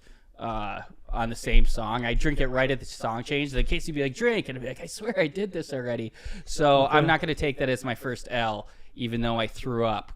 Go to patreon.com/afterhourpod if you want to see that. But here's we were just getting rambunctious after the old power hour. And Casey started it. I don't want to watch this, but go ahead. You also didn't tap from the tape. Pause it, please, Mark. Amazing pause. I 1000% tapped your leg. Like Whose account we're gonna go off of? The tape. You're drunk. The ass. tape. You can't see it. Exactly. Can you see my hands in the? Can you see my hands? Exactly. Well, let's see what. Okay, if you can see my hands and I don't tap, then I'll give you $500. Go ahead. Thank you. Oh, everyone's talking back a bit spicy now, isn't it? What's happening, man? What's happening? What's happening? I like the stuff though, but they've finally opened their doors to her. It's great to see. Climb up him and choke him out. Climb up him and choke him out. I don't know where this aggression from him is coming from. I don't get it. Okay. I just like seeing a nice grappling match. And then he was falling off, so I took this opportunity. Oh, you... Nick, no, you made it weird. Kev. He's not doing anything. That was me signaling, I'm not playing. Get off of me. Well, then you got to tap. See, and you're out. There's no tap. I tapped your. I. As we fell? Yes, 100,000% I tapped. I remember tapping. The cause artwork though, I'm not really too feeling it. I'm not gonna lie. It's 2017. Cause that artwork 10 years after it was banned is really mad. It's a really mad thing. Really mad thing. Big warmer. You okay? Are you mad at me? I'm so sorry. What you? I definitely tapped. I remember that. I didn't see. I didn't feel it. Well, we got Fucking hell. Are you okay? Are you back? I'm sorry. Can you hug me? Can you hug me? Jesus I didn't know where Christ. I was. And that's nervous laughter, really. I'm not. I don't. Fucking hell. Praise for Joe Rogan. Who would have thought I'd say that? But praise for Joe Rogan. It must not be easy being who she is and playing in these places, man. Fucking hell. That does something to you. I swear it. I swear it. I swear it. But big up the After Hour pod. That was as nauseatingly confusing as I guessed it would be. The one thing we took away from that is that Elon is finding it just as difficult to get a new crib as he is now with the old crib, you know? He just isn't finding it, so these things just are expensive, I guess, or maybe sell out, who knows, but that's the situation on that front. What are you guys saying in the stream chat? What are you guys saying in the stream chat? Hold on, I don't know why it didn't load. What's happening here? What are you guys saying in the stream chat? Let me know. Let me know what you guys are saying in the stream chat. Let me do what you my phone then. What are you guys saying in the stream chat? Talk to me. Cool, let's move on. Let's play. What should we play then? Let's do Prodigy. Let's do a bit of Prodigy. You know how much I love Prodigy. You know how much I like Keith Lynn. You know it. Let's shoot this. Hopefully it's not cringy or disgusting. Hopefully it's good looking. Hopefully it's a cute young lady. Hopefully. Let's go. Okay, this guy's balancing on his back. I'm not sure if this is for carnival or shit, or this is a mobile unit that can be moved 20 days apart and shit. I get it. But obviously during the day it doubles up as a fucking coffee machine place, so it all swings and roundabouts, isn't it? All swings and roundabouts, mate. That's what it does. But hey, what do I know? Absolutely nothing. Cool, moving on. Let's do a little bit of 15 minutes of shame. Let's do a little bit of 15 minutes of shame, yeah? 15, where is it? Where'd I put that video? Big up 15 minutes of shame. Big up 15 minutes of shame. Where's that fucking video? Don't I have it here? Huh. Okay, cool. Let's load it then. Let's load up on here. Load it again. Who was the fucking user? Shit. I fucking forgot. What was it again? What was his name? Okay, cool. Let's move on. Let's do JD Vance talking to THEO. JD Vance talking to THEO and addressing the comments, addressing the fallout between Elon and Donald Trump. Let's see what he's got to say for himself. I had high expectations. Okay, we have you here. Right. Elon just hit the airwaves today. Bring it up, dude. Oh, man. The fucking shit missile is in the cannon. Okay. Wow. Elon Musk, time to drop the really big bomb, right? And I thought this was going to be on Iran. So it's funny. I haven't even seen. Right? I haven't even seen this one. But he goes, real Donald Trump is in the Epstein files. This is the real reason they have not been made public. Have a nice day. Nice signature from a South African DJT. Man. Well, so just so your audience is aware, Mm-hmm. when is this going to air? Like tomorrow or 2 days It's from airing now? 45 minutes. It's airing now, dude. No, I'm joking. I'm It's joking. well, I'm just saying, like, no. Presumably, when this comes out, people are going to know more about this than Right, even I do people will. because I just learned about this. Kind of happened on the plane when I was coming on down here. Okay, I agree. Look, This is new. Here's my basic reaction to like all this stuff is look. First of all, absolutely not. Donald Trump didn't do anything wrong with Jeffrey Epstein. Like, the guy is whatever the Democrats and the media says about him. That's totally BS. Here's my basic read on it. First of all, I'm the vice president to President Trump. My loyalties are always going to be with the president. Mm-hmm. And I think that Elon, he's an incredible entrepreneur. He's actually done, I think Doge was really good. This sort of effort to root out waste, fraud, and abuse in our country is really good. And look, man, I'm always going to be loyal to the president. And I hope that eventually Elon kind of comes back into the fold.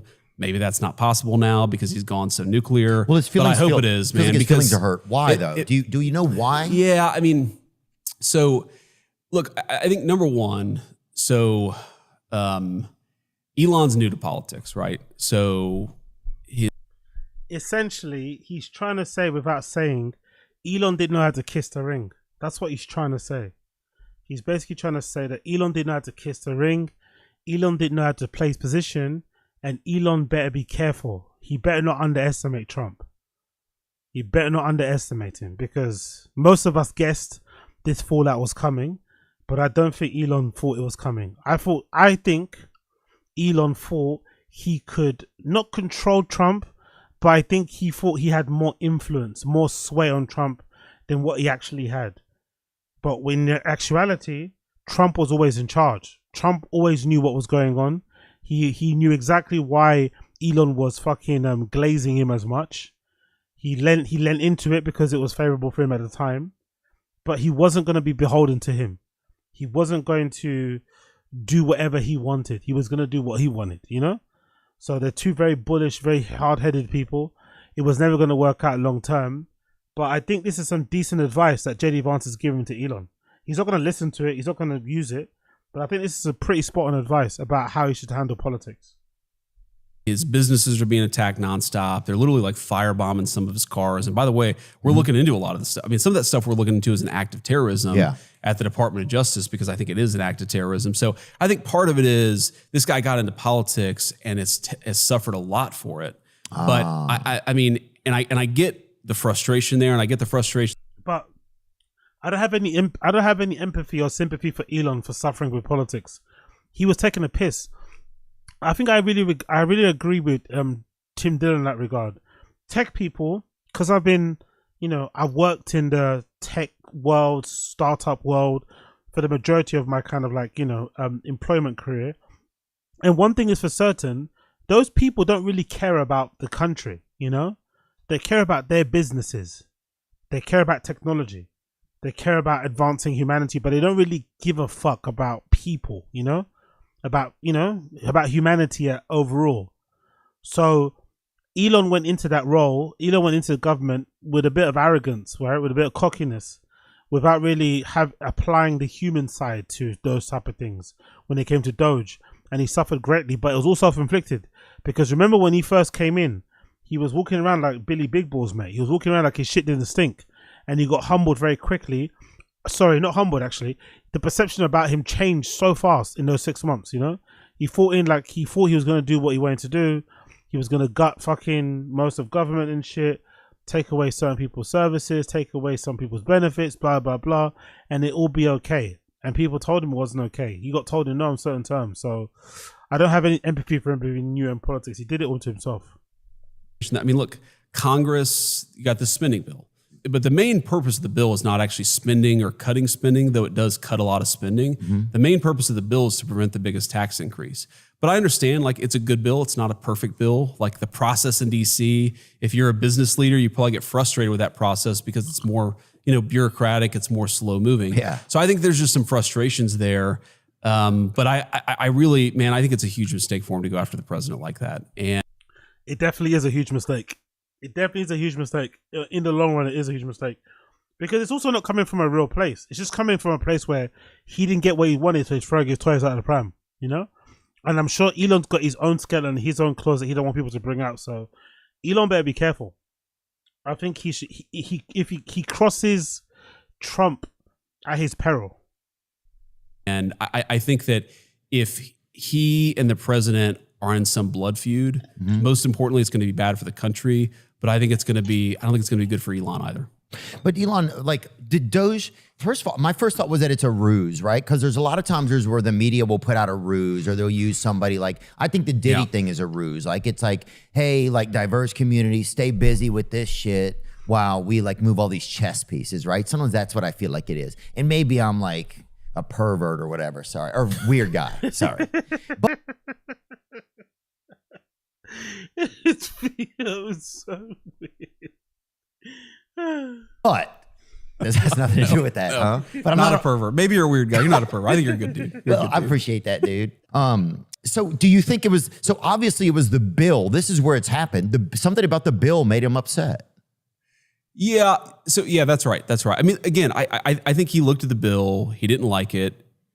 And I think it's a good bill. But again, there are things you can criticize about it. Like the president would be very open and say, this is not a perfect bill. Yeah. But Donald Trump doesn't get to write the bills, right? Congress has to write the bills. Okay. And you got to work with them to try to get something that is as good as possible. Okay. So here's what I'll say about the bill. Number one, prevents the biggest tax increase in American history. It prevents it? Prevents it. Because taxes are going to go up on everybody in a really big way at the end of 2025 because the old tax law expires at the end of 2025. So you're going to hit a big tax increase. We're trying to prevent that from happening. We're also trying to do stuff. Okay. Oh, wow. Thank you. All the American citizens over there are like, oh, thank you, J.D. Vance. Thank you, Donald Trump. You're looking out for us. Who would have thought that? Politicians looking out for people. Wow. Really? You're going to stop all the taxes. So the bill is big and beautiful and helpful. They're so nice, aren't they, politicians? They're so fucking nice. Okay, so you got a lot of people working long overtime hours in this economy.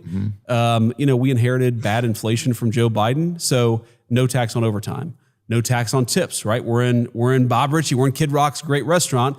His servers would not have to pay taxes on the hard-earned tips that they get when they're busting their ass doing a good job. So when working for Kid Rock, man, that's hard work, right? So I think that it's a good bill and it does a lot of good for the American people. But like, look, Elon's entitled to his opinion. I'm not saying he has to agree with the bill or agree with everything that I'm saying. I just think it's a huge mistake for the world's wealthiest man. I think one of the most transformational entrepreneurs ever, that's Elon, to be at this war with the world's most powerful man, who I think is doing more to save the country than anybody. I mean, I'm 40 years old, anybody in my lifetime. You think about it. It's a guy. Oh, come on. We get it, you're vice president, but come on. Let's relax, bro. Take your schlong out of your fucking bum, mate. Let's relax. Let's relax. Guy who, not even a year ago, nearly took a bullet in the process of campaigning, went back on the horse the next day. And if you look, obviously I'm biased, but you look at what we've done on the border, you look at what we've done with trade, fighting back against a generation of theft of the American dream, which is what the president's trade policies are starting to do. I just think you got to have some respect for him and say, look, yeah, we don't have to agree on every issue. I'm talking about if you're Elon Musk, you don't have to agree with this on every issue, but is this war actually in the interest of the country? I don't think so. So hopefully Elon figures it out, comes back into the fold. I know the president, for a couple days, I'll tell you, just, I don't want to reveal too many confidences, but was getting a little frustrated, feeling like some of the criticisms were unfair coming from Elon, but I think has been very restrained because. Okay, fair play. What happened to my stream? Did it go down? Did my stream go away? Maybe because I didn't speak. Maybe because I wasn't speaking. Hold on, did my stream go down? Hopefully it's back up again. But I see what he's talking about. Maybe I have to stop. Hopefully it's not gone. Hopefully the stream hasn't gone. Hopefully the stream hasn't gone. Hopefully the stream hasn't gone. We got everyone in the stream chat. Hopefully you can hear me. Hopefully you can hear me. Hopefully you can hear me. Hopefully you can hear me. I'm just going to pause. I'm not going to say anything else. Hopefully this isn't the end. Hopefully this isn't the end. Hopefully you can hear me. Can you still hear me? It's temporarily blocked. So THEO doesn't want me to watch this. So it's temporarily blocked. Are we back yet? Are we back? Are we back? Are we back? Are we back? Are we back? Are we back? Are we back? Are we back? Are we back? Is it temporarily blocked? I'm not watching THEO anymore. I'm not watching Theo anymore, YouTube. Please don't end my stream. I'm not watching Theo anymore. I promise I'm not watching Theo anymore. Are we back here? Are we back here? Let me know in the stream chat if we're back. Holla if you can see me, if you can hear me. I'm going to stop now. I'm not going to play any more Theo. I'm not going to play any more Theo. I promise. I promise. No more Theo. No more Theo, YouTube. I won't play any more Theo. I promise. Theo's not allowing people to watch these clips anymore. Can you hear me now? Can you see me, guys? Can you guys see me? Can you guys hear me? Can you guys hear me? Can you guys see me? Can you guys hear me? Can you guys see me? Can you guys hear me? Can you guys see me? I'm here right now. I'm here right now. Can you guys hear me? I'm here right now. I'm here. I'm here. I'm here. I'm here. I'm here.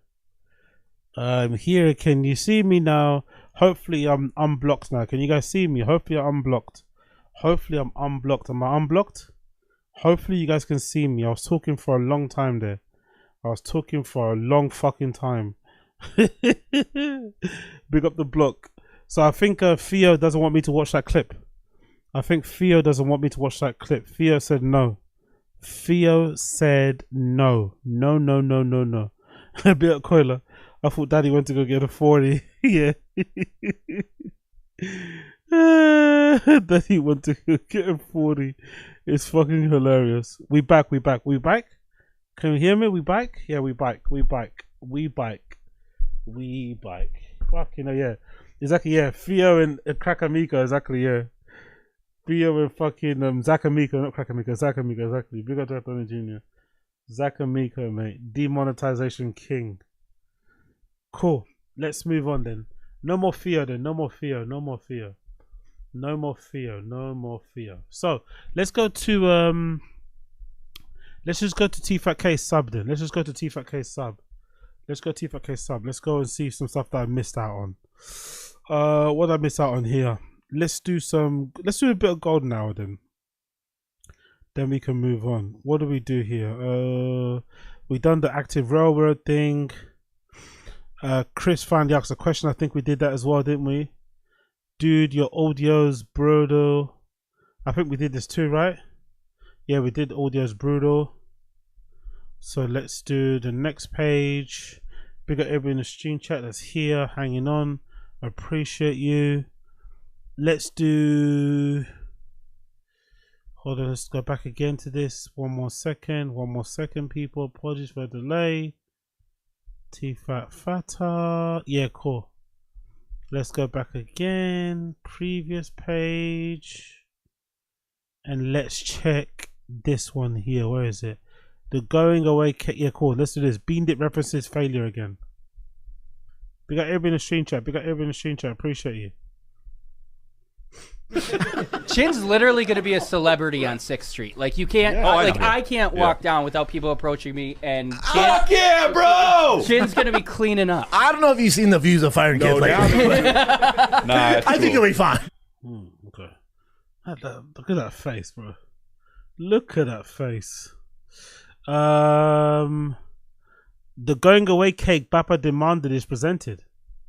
Brendan Wayne, the going away cake, really? What's this about? Brendan got a going away cake. Really? That's very GAY. That's very woke of him, innit? Brendan getting a go away cake is very woke of him, innit? I wouldn't expect him to want a cake. Oh, look at this, dude. Wow. I wouldn't have eaten the coffee cake. Oh, man, you guys didn't have to do this. Chris had nothing to do. Leave day. Happy quit day. Happy day. Everything changes to you. Happy it's only downhill from here. Happy he's gone. Well, that smile, bro. He looks like he's in pain. It looks like he's in pain, innit? He definitely got some, I think, which I mentioned before, he definitely got a new set of filler in it. I think Brennan definitely went for a fresh round of filler before he went to Austin. He looks like he's in pain when he's fucking smiling. Look at his face.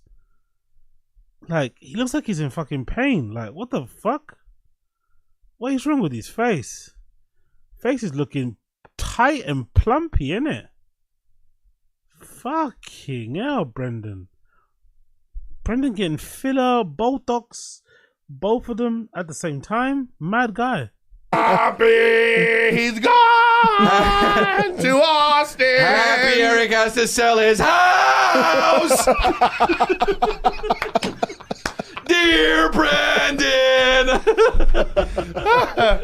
Oh my God. Eric's moving to no mode. I know. I'm like, hey guys, I relocated. now my kid has to work in a sweat factory. Why are they laughing so much? Is it because it's funny or is it because it's actually true? Also, Nick, come on, Nick. Nick's flat ass, bro. Look at what's his face? Look at Uche's man. Look at what Uche's man doing. What the fuck is Uche's man doing? Look at him. What the hell is he doing, bro? With them fucking Walmart slacks. What's he doing? Get your flat ass out the way, bro. Oh fuck! Yeah, now That's Rachel's funny. back at Target. Yeah. Oh, man. Oh. Also, Nick, come on. You couldn't take the picture before. Like, come on, brother. What type of producer is this? Just stands in line of the fucking camera. That's happy Rachel's got to get her job back. Thank you, Brandon. Yeah. Now Red Bar's gonna make fun of me. All because of Brandon. Y'all come back now. You hear? It's funny. Like, is that a rodeo merch, by the way? Is that new rodeo merch, or is that like a shit? That isn't it, right? He's moving to Austin. He's all of a sudden wearing rodeo merch. Oh yeah. Just zero personality, zero. Well, you know, What kind of cake beautiful. Ice cream. Oh, is it? Is it really? Oh, ice cream cake. Oh, nothing better. The best. What the fuck is an ice cream cake, by the way? What does that mean? What does an ice cream cake mean? Does it literally mean it's an ice cream? But what type of flavor ice cream? Is that a thing? Ice cream flavored cake. Your cake too. Is it? Yeah. Oh, thank you. Yeah. Well, what we just threw Chin in on this cake? Yeah. Because I'm leaving too, man. That's You're the leaving thing, too, you know? yeah. It's me, Kevin, Brendan, and Casey. And I was like, Kevin, you want to go to Albertsons and get Chin a cake? And Brendan was like, what? Chin a cake? I was like, yeah. No, yeah. And you go, yeah, because Chin's leaving. And he goes, I'm fucking leaving too. and I was like, but Chris said not to do anything for you. Yeah. And he's like, well, Chris is a sociopath. And essentially make that my cake too. You guys didn't have to do this. Wow. I don't know what's worse. Wishing yourself happy birthday on social media or forcing people to buy you a cake. What's worse?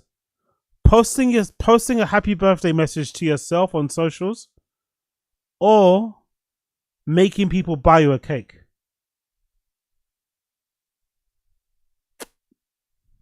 I'm gonna say the latter, you know.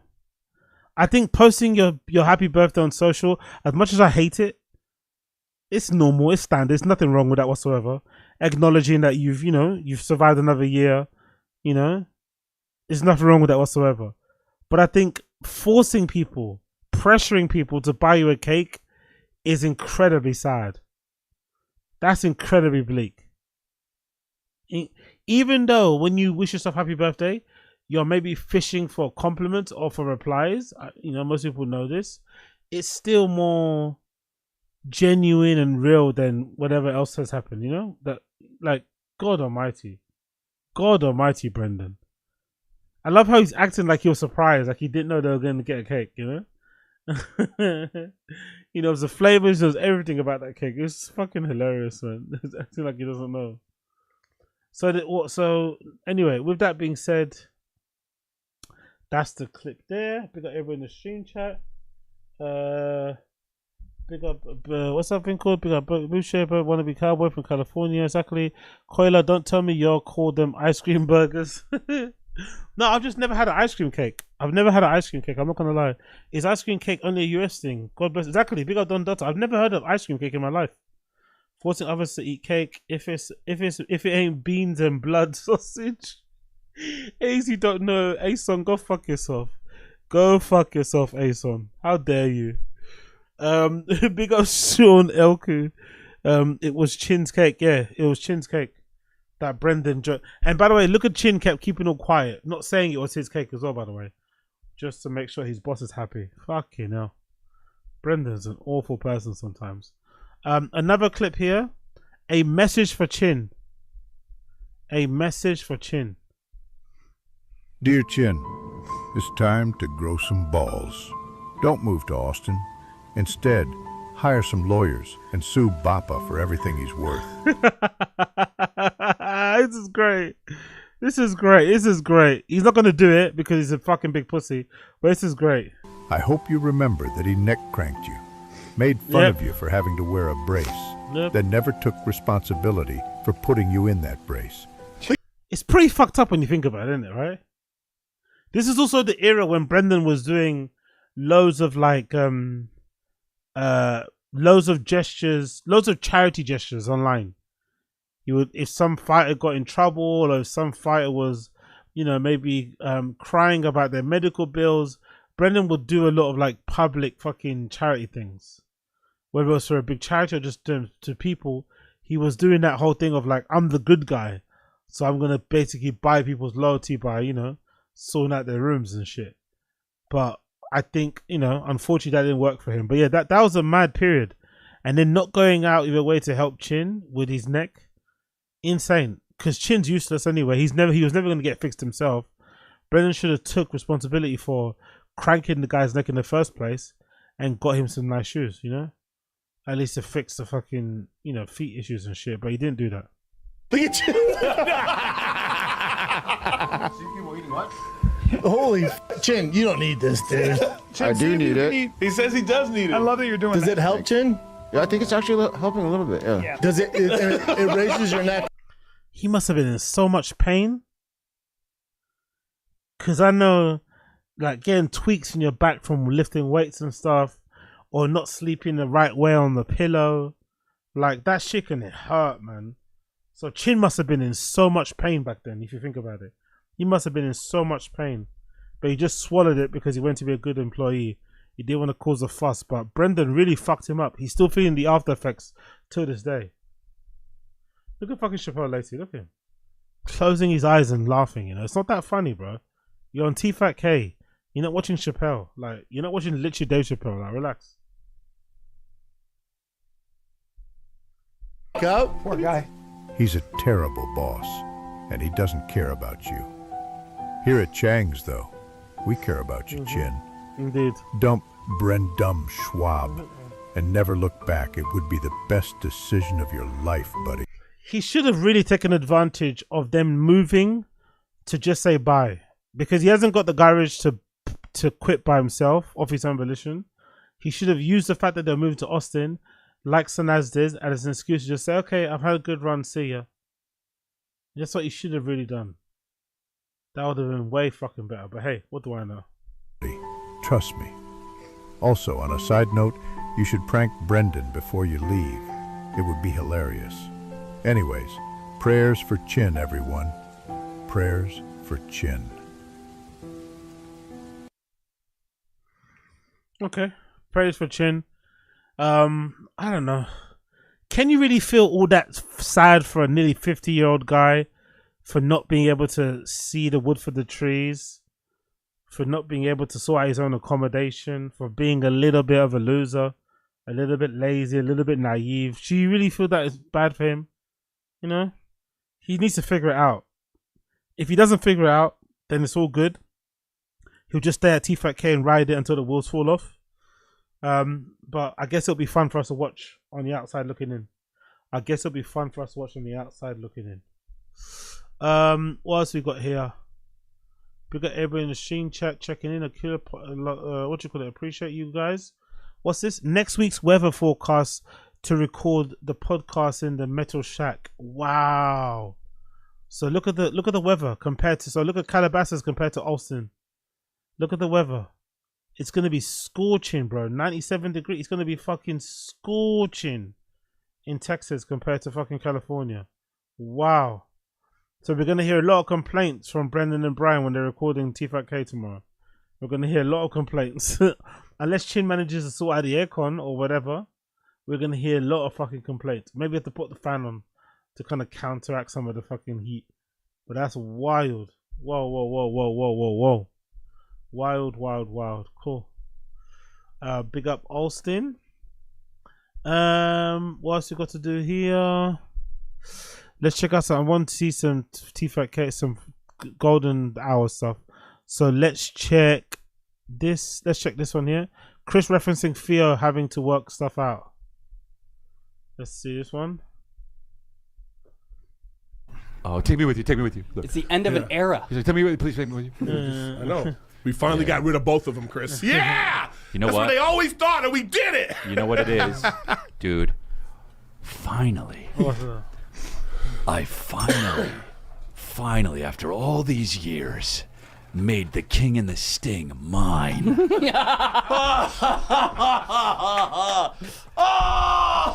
The long play was so worth it.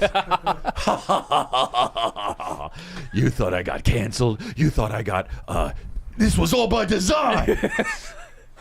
Theo having mental problems. That was me! Okay, fair play. Fair play. Fair play, I guess. Fair fucking play. I don't really see how that's so funny and shit. But I'm just curious to see how long that pod lasts with just Eric and Chris. I've got a feeling they're going to get bored of each other rather quickly, so I don't think it's going to last as long as they would probably want it to last. But hey, what do I know? What do I know? Absolutely nada. Cool, move on. We got everybody in the stream chat. If you're locked in, smash the like button if you enjoy what you see what you like. Don't be fucking lame. Baba's absence allows for reflection. Big up. Let's see this one. Audio. God, we're struggling without Brandon. Brendan just texted me. It's audio. He left the dumb here, and it's like... It's like... all of a sudden, I'm like... So when he leaves, everyone's got jokes. Everyone's making the same jokes we all make on the Reddit or in the comment section. But then they get pissed off when we say it. They start defending Brendan fiercely when we say it. Start saying, how can anyone hate him? He's a good guy. But you're saying exactly the same things. Exactly the same things we say. I don't know. It's like fucking... Nick, look it up! It's like Venom, the Syndicate. Yeah. Fuck yeah, I got that joke out. Fuck yeah! Well, now you're going to be able to get jokes out? Yeah, maybe. You come in hot sometimes. Yeah, I don't know. I'm curious to see how long it's going to last. I don't know. And I guess it depends as well with viewership too. Like viewers need to be at a certain level to keep the sponsors, I'm assuming too. So it's going to be a tough one. It's going to be a TOUFM one. You get me? But what do I know? Absolutely nada. Let's continue. Oh, look at this. We got a picture of Slojo in a cowboy hat. Slojo's on the cowboy team, right? Can you tell she just moved to Austin? Can you tell Slojo has just moved to Austin recently? Huh? How can you tell? They look like locals, don't they? Oh yeah. What else? Gym search, not for Shane. Gym search, not for Shane. I went to a new gym today. Probably not the gym for me. I need to find where the meatheads are at. I saw a Gold's Gym in the area. Some good gyms. Sometimes that works. Yeah, there's some meatheads. I'll find them. Yeah. I'll find them. I'm just gonna keep jumping around. Good gyms. Keep You know what a crazy woman. Jumping around. I would imagine you want a gym that's kind of close, right? I mean, that one I went to today was downtown. It took me 30 minutes. Yeah, that'll add up though, because then you're gone for really 2 hours. Jesus Christ. I don't mind it, No. but yeah, I'd like one closer. Pardon me, I can't bring myself to actually not work out. You look ripped. No. You're allowed to work out on Ozempic. You don't want No, talk about it, but look at those shoulders. Look at those shoulders, dog. Those shoulders are coming in strong. Don't hit me. You look noticeably thicker. Like noticeably thicker. That's what I said to my trainer. He's like, "You want to lose weight?" I said, "No." Fair play. Bigger. I want to get jacked. Jesus Christ. Dude, you've been in this gym like super fucking consistent. If I'm awesome. in Austin, I come here. It's awesome every day. It's very nice. It's awesome. Every time you open that door and I see you pop out, I'm like, fuck yeah. Is that fair? Always He's dead after it. Nice. Fucking. Look at that face. Look at that face of the fucking comedy assassin. Look at that face in Comedy Assassin. Just how loopy and how craziness he was. Look at that. Look at this shit. What the fuck is Rogan doing? And let's be honest, Daddy's not that strong in general. But there's a take on anything and everything that's like, ah! Yeah. Okay. The toilet thing, I'm not gonna lie, I don't think I've ever changed in a fucking in a fucking gym change room. I always have basically my gear on, and as soon as I go home that gets washed. I mean, it's not really a thing of like sitting down and recording your voice talking to some other guy, you know? That's not really a warning, but hey, what do I know? Let's continue on. The new golden hour is is unveiled, not convinced. Convinced. We're in a new.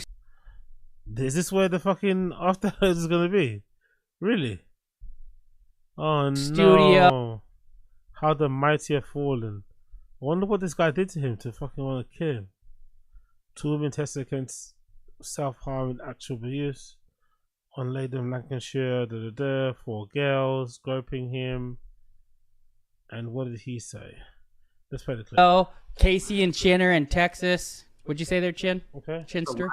You guys are still like setting up, building. So it's like beginning stages. That's a wrong advice. That's kind of the vibe we were going for. Industrial. We're excited for Eric to bitch about it when he comes in.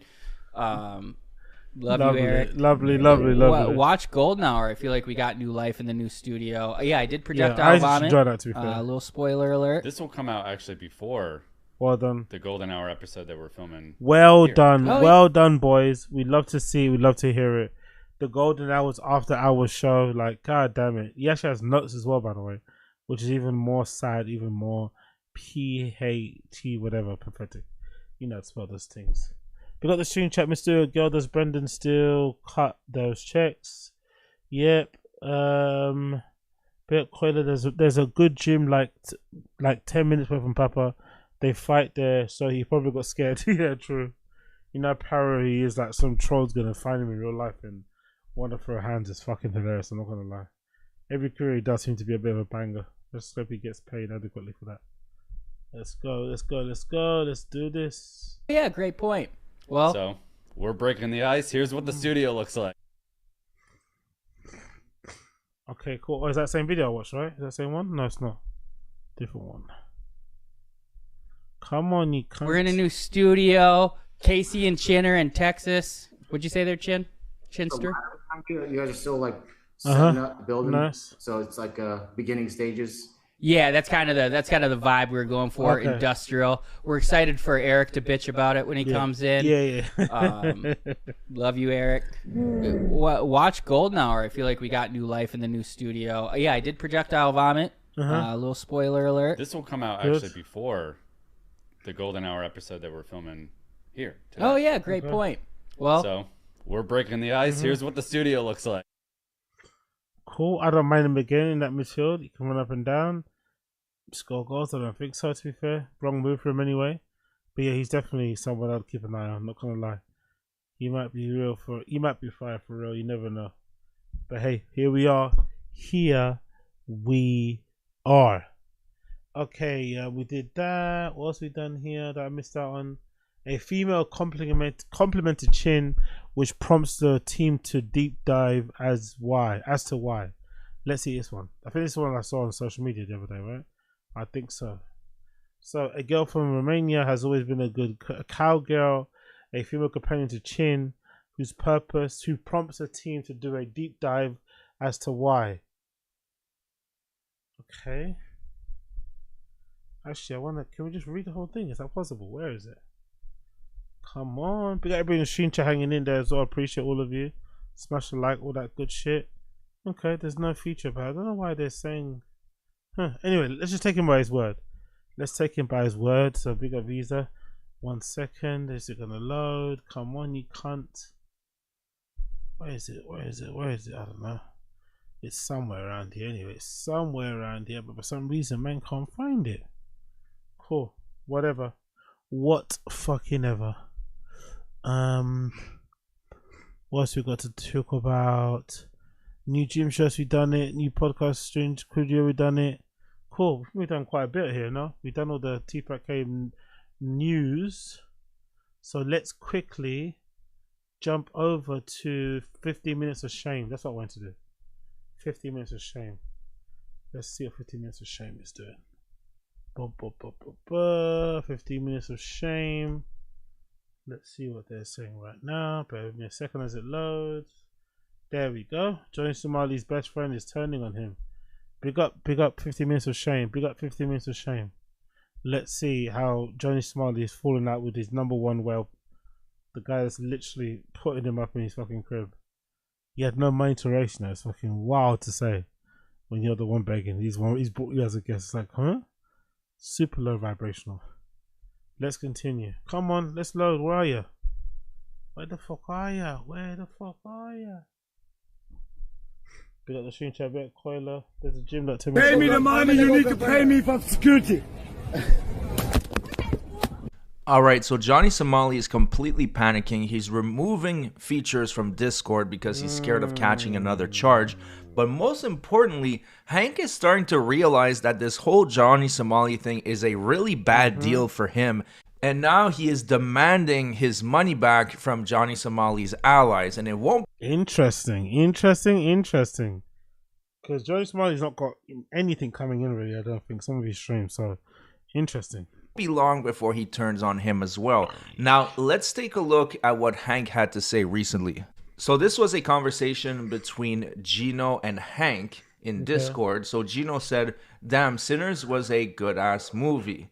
And Hank says, real ones also pay money back. And then he says, Ninja, you said you will pay me back. Real ninjas pay money back. Bitch ninjas don't. And fake-ass ninjas definitely don't. So almost a full month later, I don't know what was the conversation before this, but Hank must have been mentioning it because Gino says, shut the F up, ninjas with a hard ER. And Hank, you not getting your bread back right now. I can't even travel right now. What makes you think you getting your funds? So clearly Hank is getting scammed by Johnny and his community. But I think he's too gullible to realize it. Now, this is not the first time Johnny Somali or his lackeys screw over their own friends, because when Johnny was in Thailand, he had a bodyguard called Dirty. And now this guy was supposed to get paid. And Johnny Somali came up with a plan that a ladyboy ran away with the money. Take a look at this. I don't give a bro. What happened over there? We were chilling. Hey, roll with the ladyboy. I told you already. She stole from my home. What the fuck is going on here? No, too late. We'll never hang out with her again. Hanging out with this motherfucker.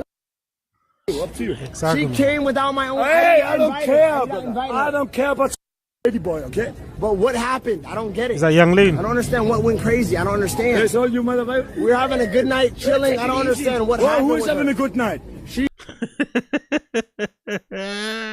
stole the money. She stole. Look, if she stole, I'm gonna go confront her.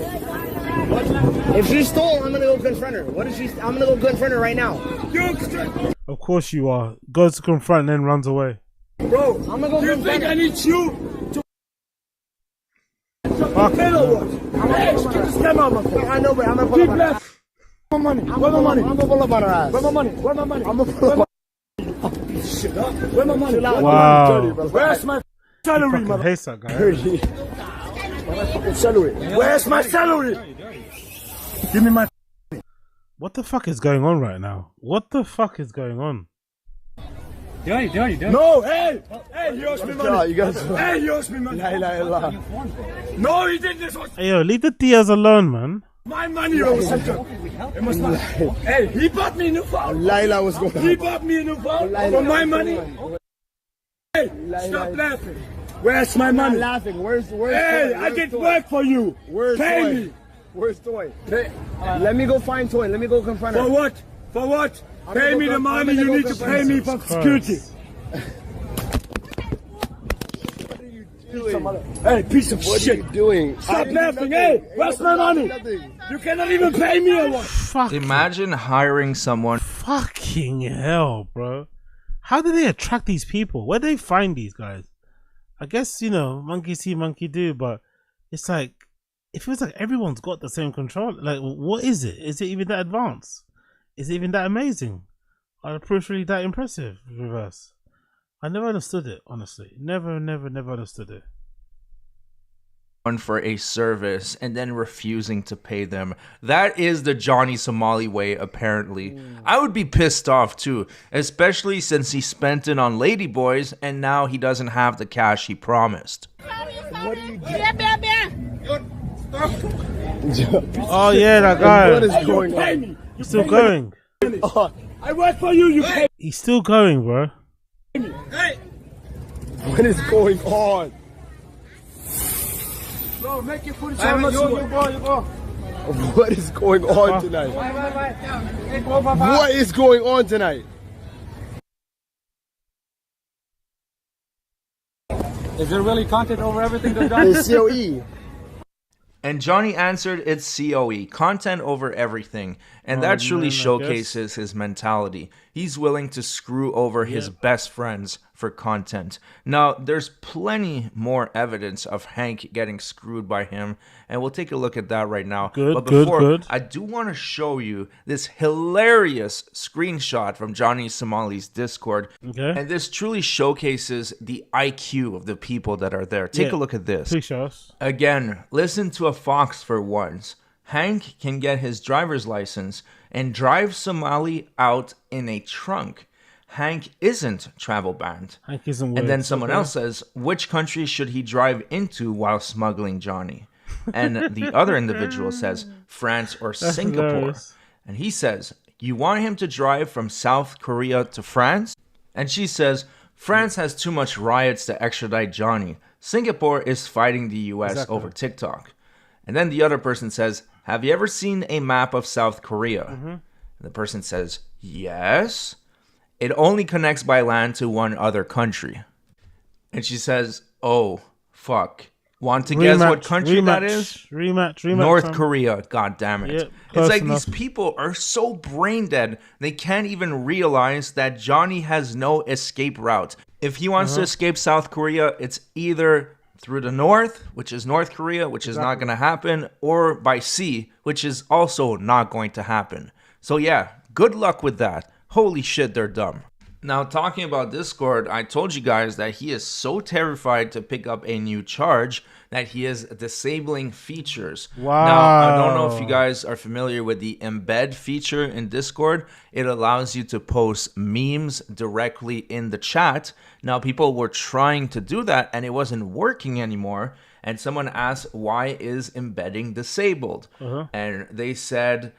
they took away embeds. They said they think they were planning to post deep fakes, so not taking any more chances. That's my guess. So he's so terrified of a third deepfake charge that he is disabling embedding in Discord, which is showcasing just how much it's really affecting him.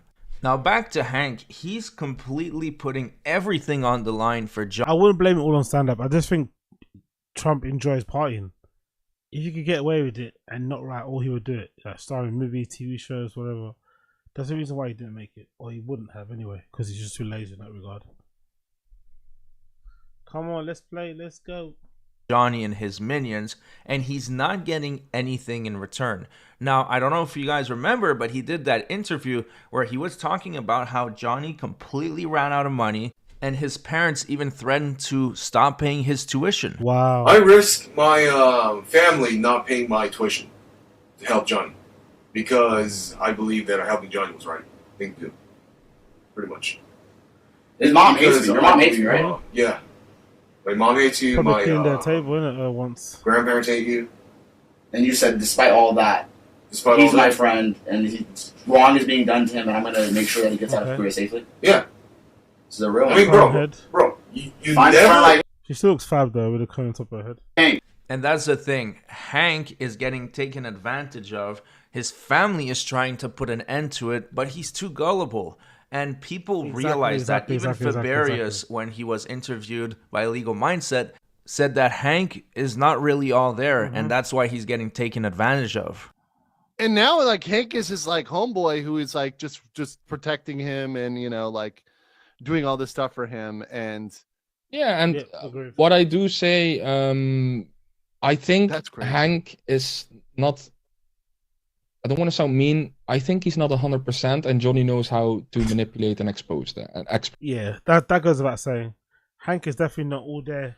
He's operating on like 10% or something. The rest of it is fucking crazy. He's definitely not there. But that Johnny Somali kid, which is not surprising to be fair, because he's a Newsroom streamer, is very manipulative. So it does make sense. It does make fucking sense. Anyways, my friends, it's 5 a.m. now. It's 5 a.m. on my side of England. I'm going to pause it there. And I'm going to be back again tomorrow. I'll be back again, I think maybe during the day. I'll be back again during the day tomorrow. We'll do a random show, but it won't be the marathon. It'll be like a members only video. Then in the evening, I'll do the fucking stream properly. So, gonna love you and leave you for now, my friends. Gonna love you and leave you for now. Love you and leave you. My whole body's aching. Full body workout. Full fucking mind and body stream. We're gonna be back ready to go again tomorrow with more content, more streams. It'll be day 7 tomorrow. So make sure you're there. Make sure you're fucking there. I don't know. I might do it. I think I might do a kick. I think I might do a little kick thing. And watch fucking Tires and also watch Tom Segura's thing. I'll see how I'm feeling tomorrow. But I think tomorrow, if there's time, I think I might do a little watch along on fucking Kick or something. That might be quite fun. Do a little watch along on Kick and watch Tires, watch Tom Segura's fucking thing. Yeah, I think that might be a vibe. That might be just mixing up again. I think that might be a vibe. Let's see what I want. But anyway, thank you everyone for tuning in. I appreciate you. Smash the like button down below. If it's your first time, don't be fucking lame. Smash the like button, please, down below. Smash it. Help a brother out. That'd be great. Surprised, appreciated. Subscribe to the channel, all that good shit. And I'll see you guys again tomorrow, okay? I'll see all you guys again tomorrow.